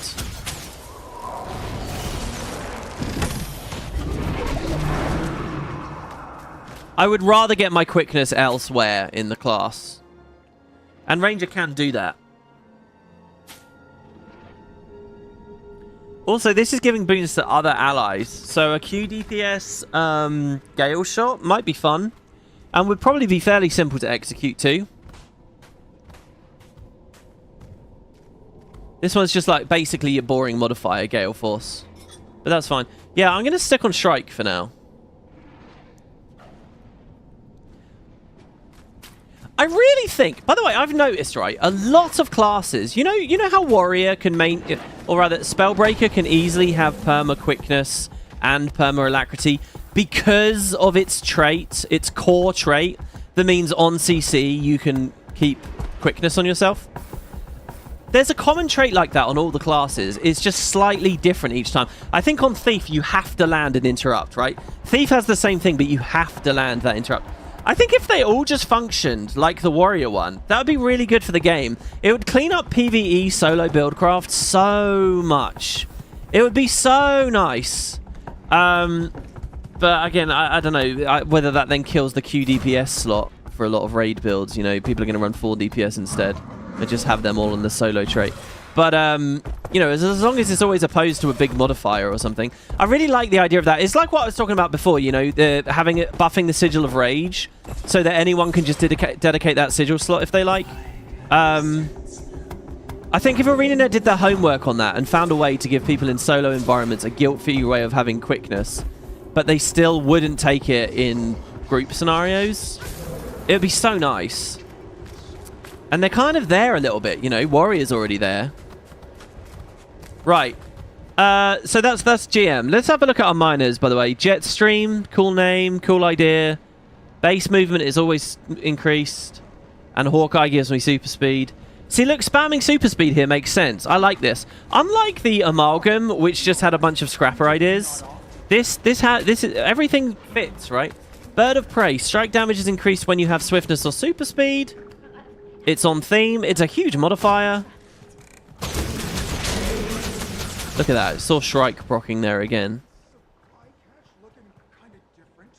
Very good. Good miners. Okay, so then at the master tier, we have Flock Together. Avian pets have increased strike damage and increased health. All of our beast skills grant quickness around the ranger. Grant quickness around the ranger. Is that a weird way of explaining it to nearby allies again? Like, tooltip consistency is not there this year, is it? But 25% more damage for birds. I love this shit. I really love the idea of Ranger Elite specs being paired with different classes of pets. It's amazing, right? I know core lines do it. Question to chat. Oh no, we already have it. Fang and Claw is also an avian thing. Feline, avian, and drakes get increased precision and ferocity. So I've double buffed my birds here. The Arenanet have already put me on the way I would want to play this. My birds should be really deadly here. They're getting 420 precision, 450 ferocity. Those are not small attribute counts. They also did a core game patch to improve the responsiveness of pets, by the way. They cancel cast whatever they're doing in order to prioritize your F2 now, which is really cool. And bird F2s are quick and snappy. Does the Phoenix count as a bird? That's sick. It's a shame that when I mouse over Gale Breath, it's not reading it all in blue. And same with Lacerating Slash. It should show these are enhanced, right? It should say damage is in blue to reflect the 25% increase.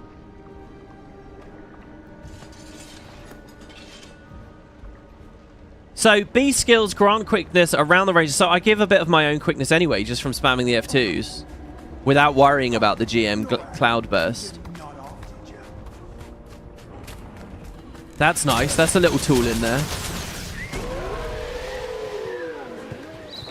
I didn't see it. Oh, it's got a 20-second ICD.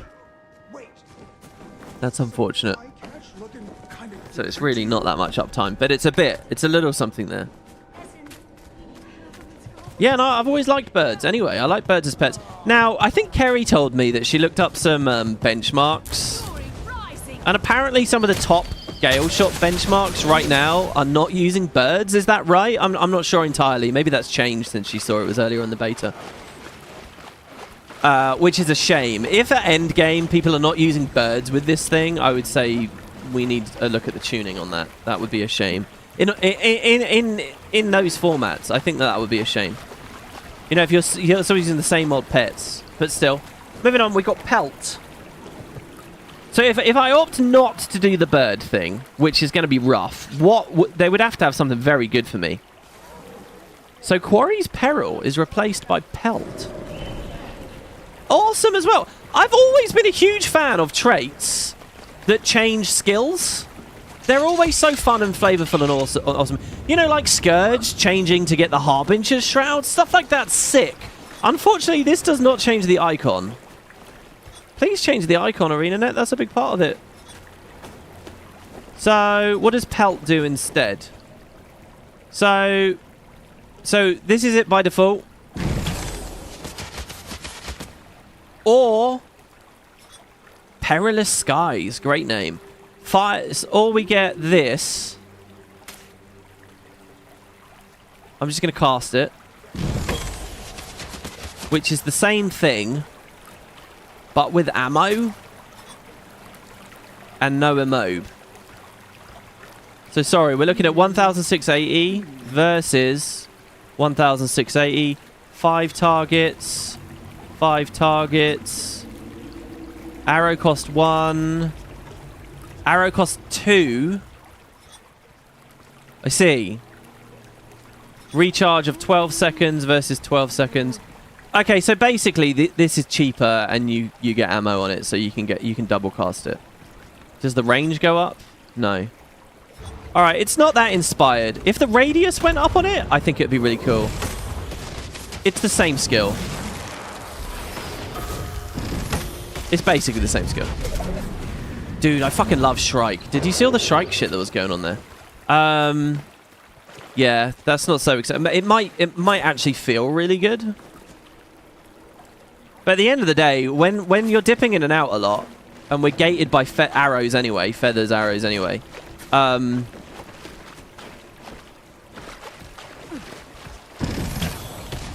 mean, if I can trust that every time I go in, I'll have both ammo.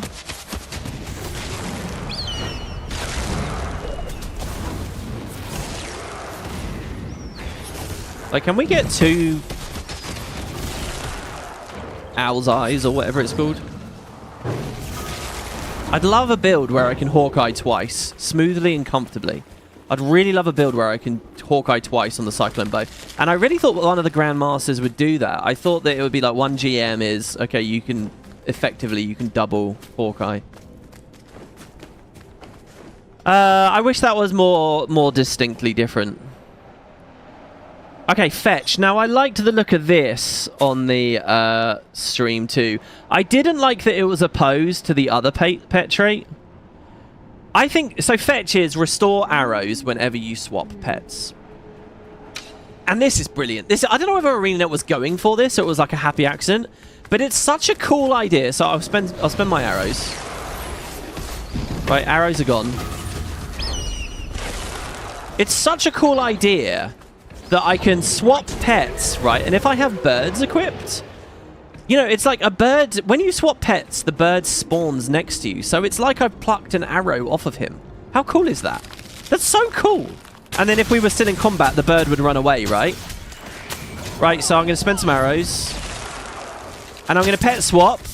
Oh, I just plucked an arrow off of that hawk. And then he goes running in again, you know? I think that's just so fun. That's such a... It all lines up perfectly. That is genius. And, like, you know, we talked a lot in this mini-series about how fans often have better ideas than the studios. No, the studio had a fucking cool idea with this. I love that shit. But the problem is, right, the theme. The idea is you're plucking feathers off of your pets. But the trait that makes you want to use birds, thus there are feathers and the Ludo narrative is complete, is the one opposed. So the reality is, if fetch is good, you're not running this with birds. Fetch is the trait that encourages you to run it with like a pig. So I'm plucking feathers off of the pig? That's not as cool. You fucked up there, Arenanet. You've ruined that. Fuck that. Put fetch, put the arrow thing on the bird trait. And put the quickness thing on this trait. Swap that. Oh, you're so close to genius. You're so close to perfection. And somewhere, I have to assume that those two ideas were unified at one point. And then the fucking butcher's block came and ruined it at some point along the way. No, no, no. Go back to it. Go back to the original idea. Bird trait with fetch. That would be so cool. Yeah, and then Mike says, oh, you know, the bird is fetching feathers. Yeah, you can rationalize it that way.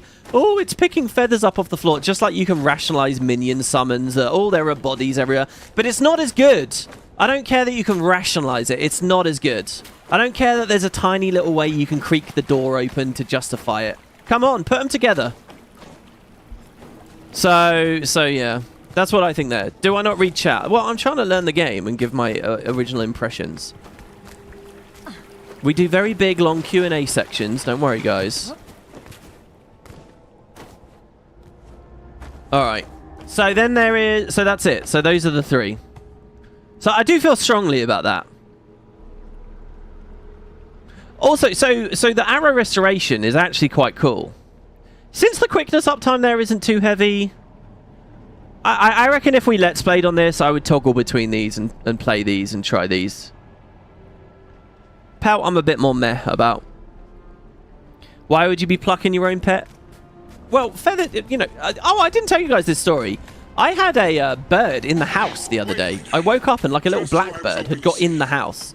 And the first time I tried to grab it, I was so gentle with this thing. So gentle. Feathers went everywhere, alright? It's not like we're fucking harvesting it for meat, alright? They're feathers. They grow back. Birds drop feathers, alright? If you're going to ask why would you be plucking a feather, you may as well ask, you know, how they're so magical that we can use them to make them strong. That's way too nitpicky. I mean, come on. It helps for the double Hawkeye. The feather... Yeah, exactly, right? So we could go in... Like, that's what we want. We want some feather generation. And I'm really surprised there wasn't feather generation on the GM. Oh, shit. I was already on the bow. So we spend some... The thing is, we're only really going to get one pet swap in that loop. Because pet swap's got quite a high cooldown. But I think we are there, yeah. The thing is, the other thing, I would want to make it cheaper. But also, we're opposed to that as well. You know, if I want to get the double...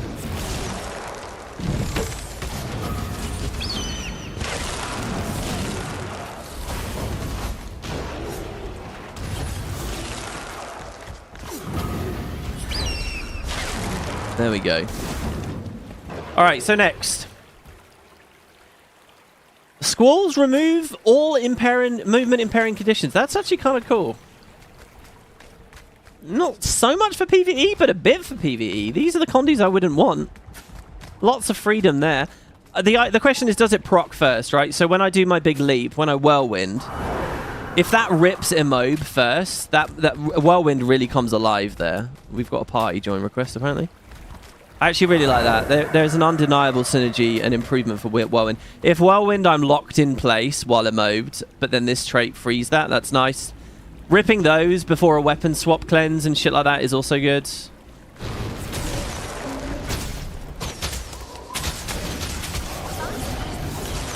I'm so used to Untamed there, by the way, using the ambush. I feel wrong every time I don't ambush.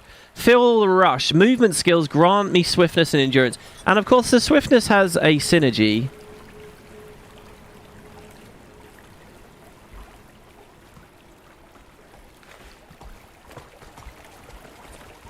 Ma'am? A rift! So we have our uptime there. But again, I don't know. If we're using like Clarion Bond, the lesser call of the wild... Well, mind you, the swiftness on that is really low. But again, that's the thing. That's why when with the heal skill, I often end up going back to Healer's 1. Because, you know, when you proc Clarion Bond, and then you heal after, you juggle the boon, you like double the boon, you know, the swiftness duration will stack. I have to say, I'm quite often forgetting which set I'm on. But I'm sure that's just a skill issue.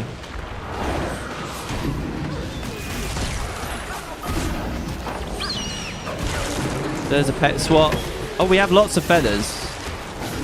I mean, the cooldowns are the other thing. I don't know whether we'll be able to get to that.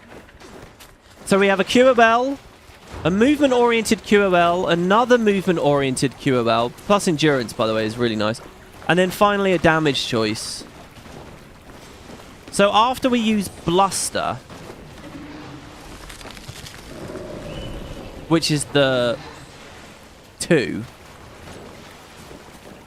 After using Bluster, our pet's next attack creates a damaging swell of wind around its target. This could be fun. Let's send the pet in. Oh, and we saw that. I remember. I said our pet did something weird. So Bluster, and he does that. And then Bluster. Oh, and we can add to the snappy F2 spike. Bluster. Oh, I like that. That's fun. Is it even on the pet's autos? And of course, I'm not blind to the fact.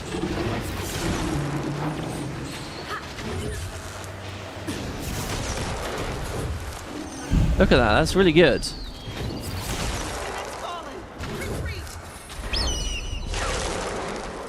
I'm not blind to the fact that we had another trait. Where was it? Was it? No. It was Cloudburst. So Cloudburst... Oh, but then there's no Shrike. This is what they defaulted us to, wasn't it? Maybe... No, they had us on the bird trait. But basically it was... So I use 2. And then while I'm... So basically I use 2. And then while I'm setting up my next 2, the pet nukes. Then I use 2... And then the pet... So that's a really cool synergy between both traits there. So he does his thing. I use the 5. I do my thing. He does his thing. I do my thing. He does his thing.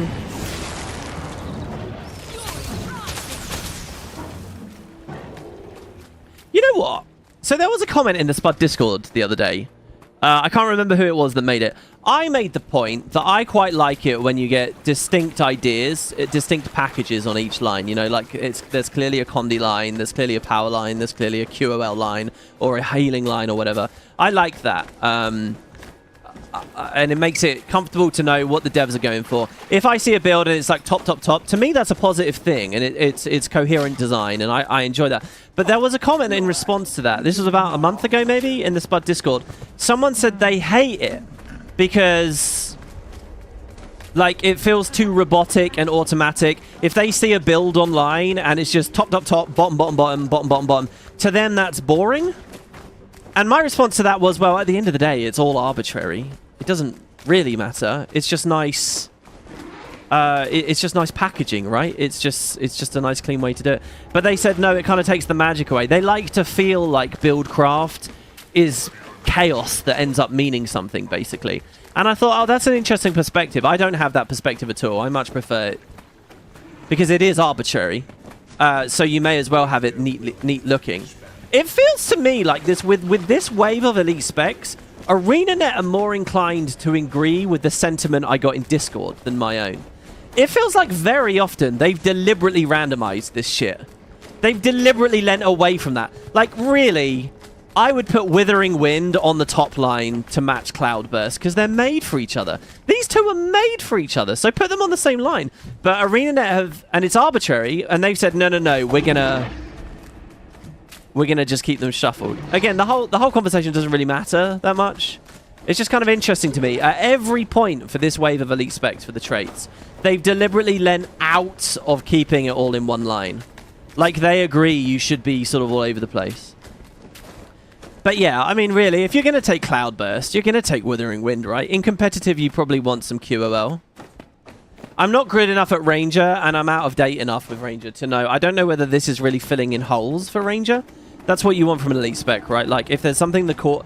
If there's an element of the core class that is struggling, that the elite spec for QOL, that this now fills in, that's nice. Hollow, for example. Hollow was always a really good one in competitive. That first, like, adept selection was like 3 different types of QOL for you and felt like a really fun, meaningful choice all the time. But yeah, okay. That's every trait. That's every skill. That's every class mechanic. Now, to the guy who was upset I don't look at chat because he's not the center of attention, guess what? You can be the center of attention now. Let's look at chat.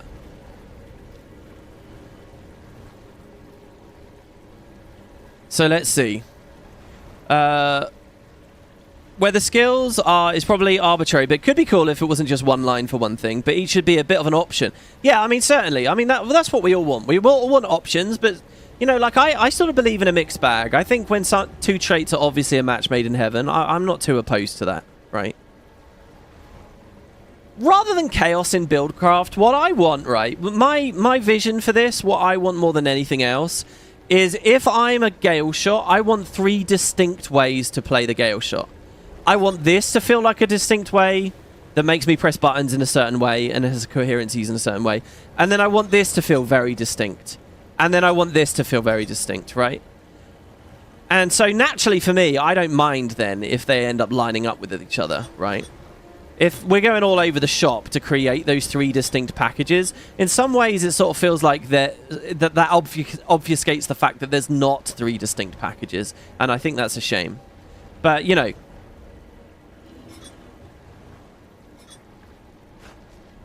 like, I think Tempest is a really good example, right? Where it's like, you clearly have a DPS line in there. You clearly have a QOL line in there. You clearly have a healing support line in there. And I like stuff like that. Gail Shot clearly doesn't have anything except different methods of aggression. But that's kind of what the spec's all about. WP wants 3 times the number of elite specs. No, I just want the skills to feel a bit different. Like, oh, this one has an ammo. You know, I'm not asking for 3 different cyclone bows and 3 different sets of utility skills. I just mean we press the buttons in the cyclone bow a little bit differently when we're on this line. We use the cyclone bow a bit rarer when we're on this line. We press them a bit differently when we're on this line, you know. It's not asking for 3 different things. It's just like, you know, how snappy the skills are maybe, how regularly we move back to them, whether we're seeing conditions come from those skills or flat damage come from those skills. It's the same skills, it's the same animations, it's the same theme. It's not triple the elite specs. I don't know if you're just memeing around saying that, but that's not what I'm advocating. Oh, okay, only kidding. Right, yeah, okay, so what do we think? I don't know. Do we move on to Ritualist? The thing is, I had the arena section before. Jones had the idea of, like, testing builds over in End of Dragons in the little arena area. You know, the Trial of the Elders, because you get like some random mobs in there, and then eventually you do get like champs and stuff. We could go have a look. Oh my god, fast load, you are being absolutely insane there, wow. But believe it or not, guys, I do still rather have that experience than sit there on a loading screen. That's the ADD right there. We just go through the vent, right? Let's put some food on, I suppose. It's not like I've really theory crafted this. Like, there's not like a Condi version of this. Like, a Condi version of the Cyclone Bow, I think, would have benefited this. Am I crazy to ask for a Condi variant of the Cyclone Bow? You know, when you look at Druid, and the fact that they've given Druid a Condi option now with Blood Moon and Eclipse and stuff, like, that's cool. So why not a Condi edition of the Cyclone Bow? It can still be fast. It can still be wind-themed. It just puts ammo here or there, makes something instant cast, slows something down, makes something a root instead of a, you know, something you can cast while moving. Like, I would be doing a lot of that. Like, a Wooden Potatoes batch of elite specs would be doing that sort of stuff a lot. There'd be like a Condi variant and a Strike variant, and a Strike damage variant, and it would just change the feeling of the Radiant Shroud. Or change the feeling of the Harbinger Shroud. Or change the feeling of the Cyclone Bow. Where the fuck is the way in? Am I thinking about the way out?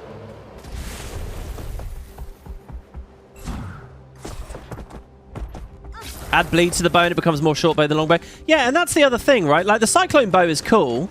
It feels very longbow coded. Did it have to be so longbow coded? Oh, we don't have a Jade bot either. On any of these beta characters, we don't have a Jade bot. We're squishier on all of them than we otherwise would be. Oh my god, I'm a noob. I've forgotten. EOD is a fairly new expansion, I would say. Don't tell me EOD's old and I'm forgetting shit. Do you know what, guys? Real talk for a second. Do you know one of the reasons why I get so depressed, like, with this job and stuff in some ways, is I like to think I'm building a knowledge base. I like to think, you know, over the years, I'm getting a bit better and a bit more knowledge about Guild Wars because there's more to learn and I've gone through it and I've lived through it. I like to think that my perspective is getting broader. I like to think my takes are getting better. But the truth is, I'm forgetting shit. You know, I hate that realization that, like, oh, I forgot this. Fuck. You know, like if you play Wordle, like a Guild Wars 1 skill Wordle, like, I'm so much worse at it now than I used to be because, you know, like, you do forget stuff, you know? It's... I've forgotten this. How the fuck do you get in here? I really thought you just pressed F on one of these vents. I know we can go in via the pond, but isn't that only after the meta's down? Oh no, there it is. I was right. I just didn't see it. Okay. It's observation issues. It's tunnel vision and blindness. That's a separate issue, which I'm happy to have. Okay. Alright, here we are. So this was Jones's suggestion. You nearly frightened me to... This is the Rose Room. I want more screeches. So here's how we start. A new build is available.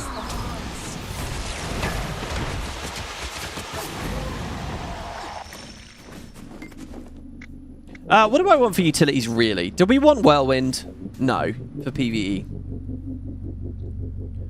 What's something... Oh my god, we could do sick... We could go big pet. We could go heavy. Surely the pets are going to hit really hard if I give them Sick'em. Sick'em's a bit boring, though. I feel like Lightning Reflexes is a nice... It's funny, I got an impression from the stream there was a lot more movement in this than there really is. It's just that one utility, really, and a small leap on the bow. Should we do double Sunbreak? Continue to the next chamber. Right, let's use the tornado to knock them together. Ah. Let's proc our our thingy here. They're still dying very quick. Next chamber. I used the stun break foolishly there. Let's go back to our regular weapons. Quick barrage, weapon swap. Get some Warhorn shit going. I'm very low on feathers. Oh, do you know what? Feather generation's very static. The utilities don't generate feathers. There are almost no traits that generate feathers. I was actually low on feathers there due to being low on feathers from the previous chamber. So this kind of weird thing where you're setting up early, I hope when you GG, they default you with a ton of them.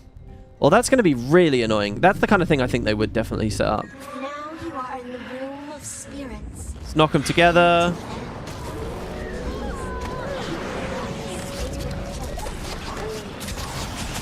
One more barrage, but really we want to be back on the bow. Hit the 5. Oh, that's so cool, man. Dude, they really did very well with Hawkeye. Well done.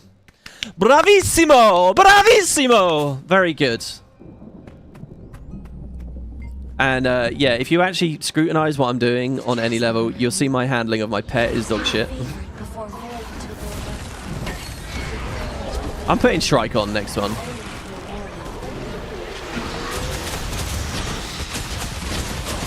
It would be really cool if the projectiles from Barrage... Oh, we got a bit of a reflect there. That was good. Generated for Shrike. Apparently they're all dead again. Dude, that's all I want from this. I want fat radius. Like free projectile spam all over the place. That's what I want more than anything else.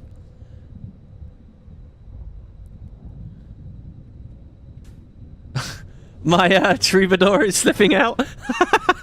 Yeah, sorry. Yeah, I'll ring a bell next time I say bravo. More projectiles. Do any pets roll projectiles? Lightning Ribbon? Look at that knockback. The knockback's kind of anti-synergy in some ways.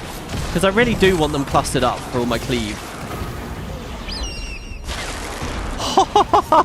Oh, it's so cool. Shrike, you know, like Hawkeye is gonna... Does Hawkeye pierce? It doesn't pierce. But still. Dude, I don't care. I would play Shrike this, like, every time, I think. The room of the koi. Oh, Axe? Yeah, there's more. Oh, Axe! You're a genius.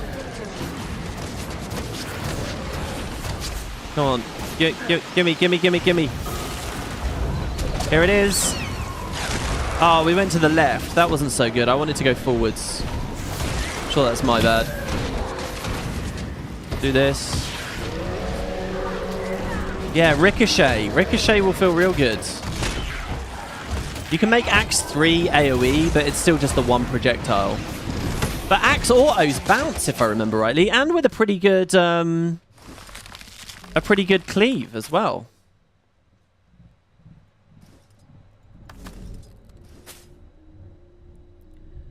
I guess Frostfang. I have no idea what they hooked me up with. So we have to trait it to make it an AoE explosion. What's it doing for our pet? Our pet next attack inflicts weakness. Actually kind of good for draining break bars in those solo scenarios. So does Split Blade cleave by default? I wonder that. And yeah, Ricochet bounce. This is surely good for Shrike. Oh, is that all we done? No. Why do I think we were done? Bit hard to see with all the targets around now. And me with no muscle memory. Throw over there. Yeah, it does cleave. It does pierce, sorry. It does pierce.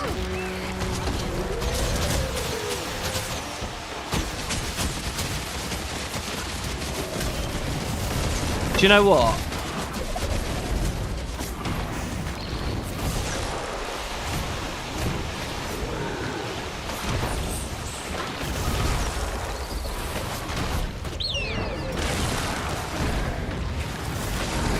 Let's try and just get out of this now. We'll go back to Axe in a second. This guy's an elite, so one of our first examples of... Oh, we do have a stun break, thank you. There's no... Oh, we have two, actually. There's no QOL, really, on this build. There's another tornado. I really don't like the sound. The sound... There's nothing wrong with them. There's nothing wrong with them at all. But something about longbow sounds just doesn't inspire joy in me. I kind of want to drop the longbow. I don't know. There you go. That was the last one. Do you know what? That was a good idea, that little trial. The Trial of the Elders. Let's watch it in a more sort of quiet environment. So I'm going to spit blade through the crab. Okay, it just got fucking destroyed. Let's go, What about the dino pet that shoots scales? Bristleback? Oh, dude. Okay, if pet projectiles worked, that would be amazing. I wasn't even really thinking about that. I was just thinking, let's get more projectiles. I mean, what's the point? Yeah, Bristleback sort of feels on theme. Do you know what? I'm not entirely familiar with what the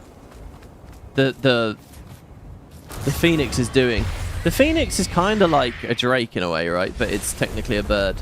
Here we go. We got a good event here. I'm going to ricochet up there.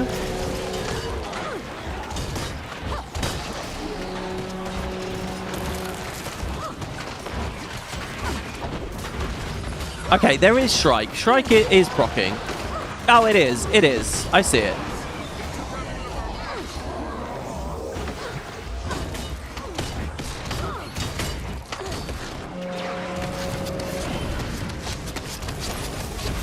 This is really fun because I feel like I've constantly got loads of goodies to press. I've got the tornado there. I feel like when I go back to my new weapons, there's something interesting going on. In a way, shortbow might even feel like more projectiles because its 5 continues to be one. Its 2 is a fan. It's going to be a bit different on that. Yeah, like if there wasn't... like there's not a single damaging condition on this entire thing. This is laser focused. So maybe, yeah, I'll double down on that. It would have been nice to have seen a variant of this that is not strike damage. Not sure what it is that's caused them to be leery about that. Do they feel that because Druid is a great Condi spec right now, there's no hunger for it in the community? Is that it? Right, I could definitely round this out to get my own quickness. And if I could round it out to get my own alacrity and just pew pew pew around, this would be very fun. Because it's just more, obviously, isn't it? Okay, I'm looking at chat. Any other thoughts, guys, on the Gail Shot? I guess Shrike solves your complaints a bit, but it feels a bit underwhelming without that Grandmaster, in your opinion? Okay, yeah, I mean, so what were you looking for, then? They should add chill? Oh, because of chilling winds and stuff. Yeah, some kind of chill somewhere on a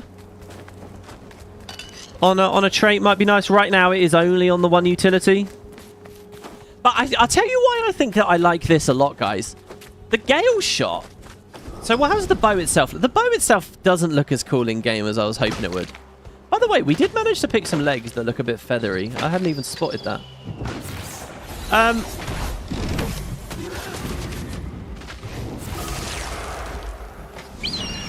This spec feels opposite a lot of the other specs. Let's have a look at the birds in the tornado. Yeah, you see all the little seagulls and stuff flying around? How cool is that? A lot of the specs this batch have been... I think they've all had pretty good traits, and they've been strong on, like, mechanical ideas, but they've been really weak for animations. Like, really weak for animations. This is kind of the reverse. Maybe there could have been some more distinct ways to change it in the traits. Maybe there could be some more interesting ways to combo it with your pets, maybe, or other ranger mechanisms. But the reality, you know, maybe there could have been an opening strike thing going on. You know, I don't know. They probably don't want to tie people to marksman. But, marksmanship. But this is like the opposite. It feels like there's a bit less, but the animations are really good. And I really like it for that. That's the priority I think I've discovered for myself. Meaningful, distinct, new kind of feeling animations. I like that. I like that a lot. And yeah, it just feels good. The animation work feels good. Pressing the buttons feels good. I mean, all of them, really. Look at that shit. That's so cool. So I probably want to use the 5 into the 4, usually. Well, it's a daze, not a route.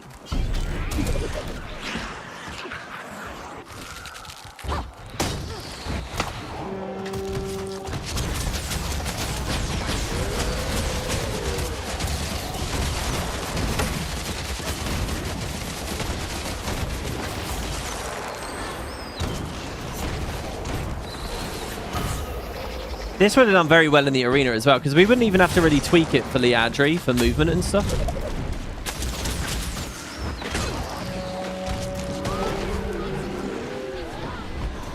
I will say it is obviously Ranger's most simplistic elite spec. Druid with CA, I don't know, is it really that different going into Celestial Avatar versus going into the Cyclone Bow? You're building a resource before each? I mean, I guess it's actually quite similar to Druid. I don't know, I think that it's the kick out of CA though, because you are draining constantly, right? That makes it feel a bit more, I don't know, less accessible. It's the constant passive arrows coming in. Right, I'm dawdling here, guys, because we have Ritualist left now. You hate that Windbow 1 isn't an auto attack? Oh, yeah. Well, you can make it 1, but then it disables. Yeah, I mean, let's have a look at that here. If I go onto my engineer...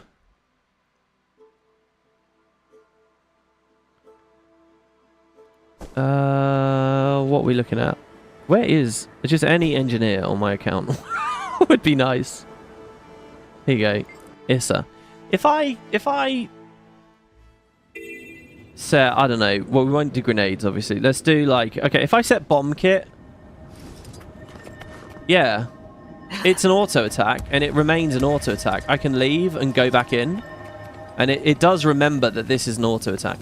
So, yeah, I would just say that that's a bug with the Cyclone Bow right now. That's just a little issue that hopefully they fix after the beta. Look, and you get a really good icon in this one too.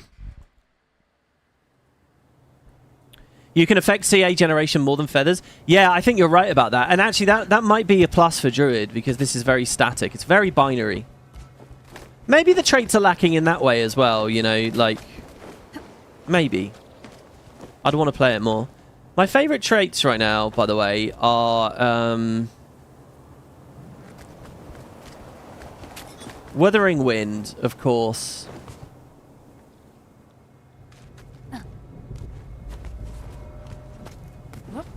Oh, see, I want to like Flock Together, but it's also like kind of boring in as much as it's just kind of stats. I mean, there's a bit of quickness on it. I want this as a vehicle to encourage me to use birds. You know what? I would not have minded if one of the miners... Oh, but that's... I know that why Arenanet didn't do that. They didn't want to force everyone on Gail Shot onto birds. Any trait that gives an animation or augments a skill, like, is by default the thing I want to run. And then efficacy kills the dream, usually.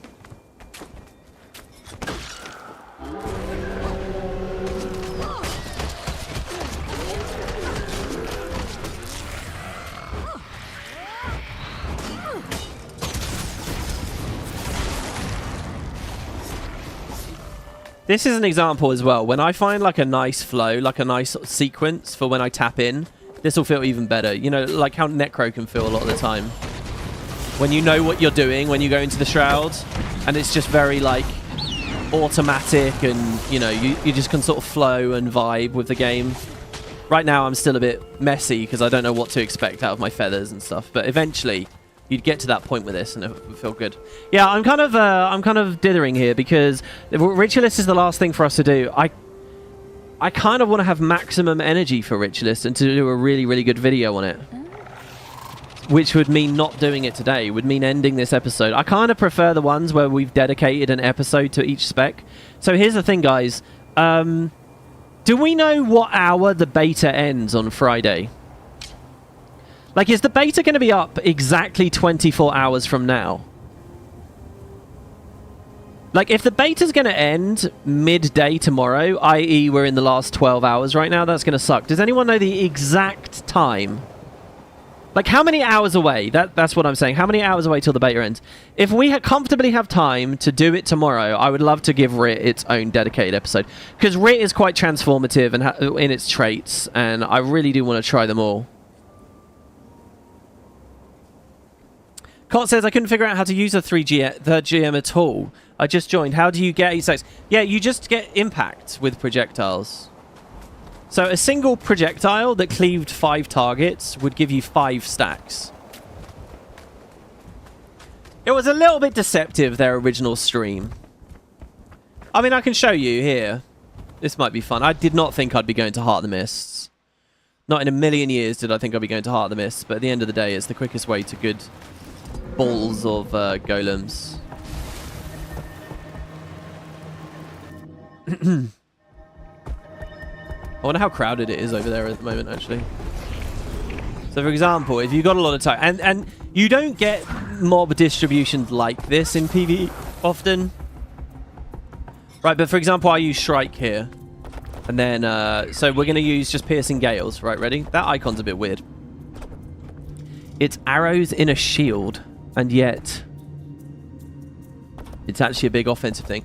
So if I use this against a whole group, see, we proc the shit out of it. Is longbow 2 piercing right now? It is. If I do it, if I target diagonally, how can we get the most? I'm not sure, really. See, we just procced Shrike about 4 times on a single skill. Ignore the numbers and stuff.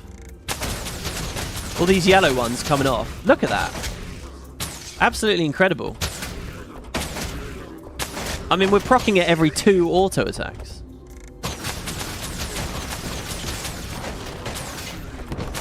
You know what? We've talked a lot about the... over this mini-series, we've talked a lot about the inadequacies of PvE for modeling fun gameplay. And one of the ways in which it could be modeled... There is a thing that PvE could be modeling that competitive doesn't. I mean, World versus World Zerging is an exception. And that's target-rich environments, you know? In a lot of RPGs, you're getting swarmed by waves and mountains of mobs. And Guild Wars 2 doesn't even really feel like it does that much. Again, I think because of server stuff. You know, I want to say that this thing with all these golems is very common in high-end PvE. Solo, in the open world, in story instances. I want to say this is common, but it's not, sadly.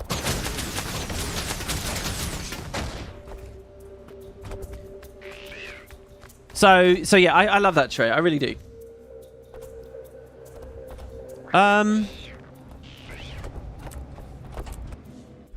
So yeah, let me see. Sorry, I'm looking at chat. So Cyan Husky says... August 29th, 10 a.m. Pacific time. So what is 10 a.m. Pacific in... What am I in? BST at the moment? It ends at 6 p.m. Oh... Was it not extended? We are definitely looking at the right time, right? It ends at 6 p.m. Okay, so here's the crossroads we're at. Do I try to do a sort of half-hearted writ right now? And it would be half-hearted. Or do I do a sleepy writ because I'm setting my alarm and getting up earlier tomorrow? Or do I stop, take a 9-hour break and do it tomorrow morning before even sleeping? Do we come back for the writ? It was originally supposed to end yesterday. It's too short of a beta. I'm sorry, it's too short. Look at me. Can I just say, right, I've done 8 out of the 9 now. I honestly think my coverage of all of them is lacking because it's too broad. It's too generalist. Like it's enough time to learn one, really. I'm not joking. I'm not like exaggerating either. I would really, if I played one of these all week, I could give you some properly meaningful coverage. I could say, here's how it feels roaming in World versus World. Here's how it felt zerging. Here's how it felt in strike missions / raids. Here's how it felt in the open world. Here's what I've become bored by. Here's some bugs I found, right? One class, a week's testing. I reckon they should have done it in batches of 3. It should have been a week on the light armors, and then a week on the heavy armors, and then a week on the mediums, or distribute it however you like. That I could have got behind. I would have given you guys a video of first impressions, a stream like this of first impressions, where we squint at tooltips and learn the buttons, and then one at the end of the week. Interesting shit. Let's talk about how it's been benchmarking. Let's talk about this. Let's talk about that, right?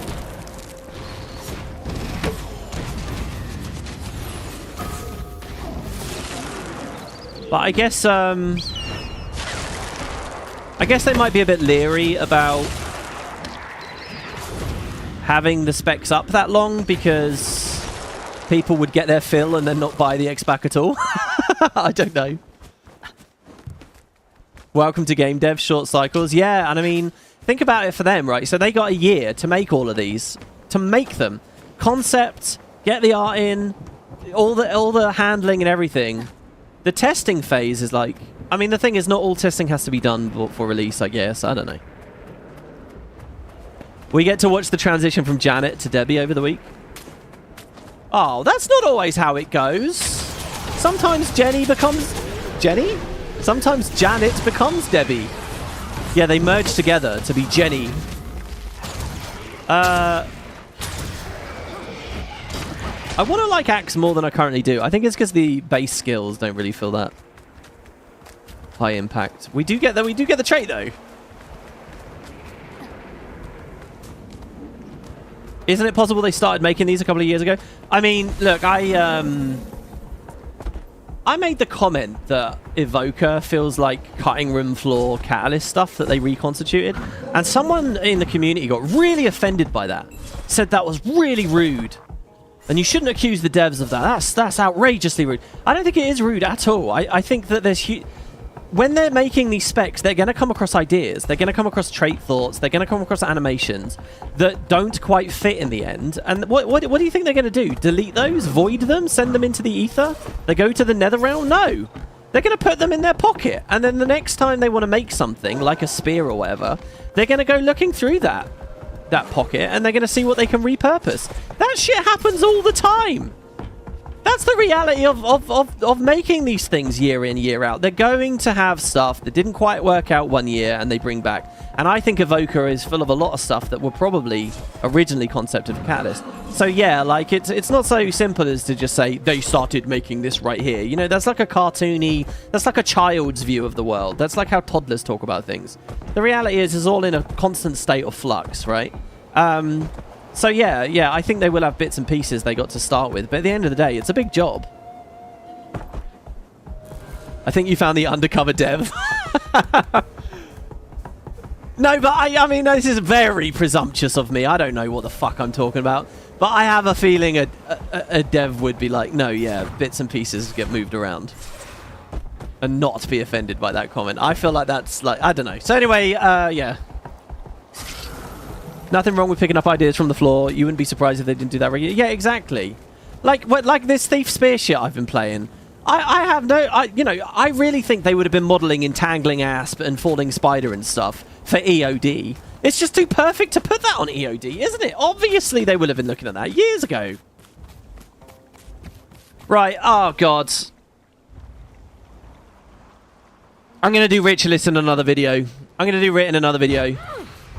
Guys, join me in about 15 hours. It's fine, all right? We're an adult. We can figure this shit out. Join me in about 15 hours for Ritualist at the end of the beta. We will look at the very last elite spec. I really want to give it its own place, its own space. And besides, like in terms of gathering your comments and feedback and thoughts, these dedicated episodes are really good. So one last one, the Ritualist, tomorrow, as voted for by you, the spec most excited out of all. The Ritualist has been in a lot of polls, and it keeps winning them. I'll do it in the morning. It will be so cringy if we miss it, but we won't miss it. I promise we won't miss it. Your mind always jumps back to Willbender, which sure had a lot of similarities to Almora's moveset in the Icebreed Saga. I mean, yeah, it definitely, because she was leaping around and stuff. But you might, in that situation, I kind of feel like the Willbender was directly inspired by Almora. It wasn't that they had it in the pocket for a long time. And Rit should have had 4 spirits. Yeah, Rit's going to have more to talk about than this. Rit's going to be a lot of fun, everybody. Thanks so much for watching. Listen, I'm insecure about this, so can I just say, I'm sorry that I don't get to chat all the time. Look, it's hard to play the game, to learn the game, to talk about my takes with the game, to twist stuff with the game, and also do a live show. I'm not good at streaming. What can I say? I'm not... You know, we do sections.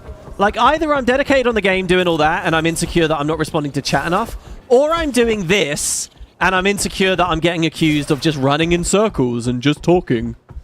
You know, I can't win. I can't do both at once, all right? The great Someone told me in the comments that they think I have undiagnosed. Seriously told me that they think I have undiagnosed ADHD, and that this is one of those things. Like, can normal people multitask the shit out of this stuff, but I can't?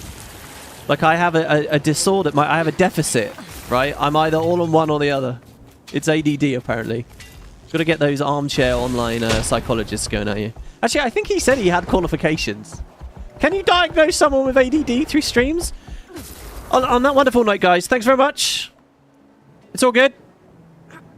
Oh, sorry, here's a cool comment. Everyday Mystic. I'm a VFX artist in games, not Guild or Sue, but 90% of effects that aren't quite right just get repurposed for other things later. It's a lot easier to work off an existing base idea. I mean, yeah, definitely. I mean, when it comes to sound design, that will be true. When it comes to world building, that's true, right? Like, if you guys have ever done world building, made your own little fantasy world, you might have an idea for, like, a society or an area, and you think, this is really fucking cool, but eventually, like, no, but it conflicts with this timeline. I don't really like it. You don't just delete it. You think, that's cool as shit. I'm putting that on something else later. You know, it's just the creative process, isn't it? From a technical aspect to an inspiration aspect. That's what it is.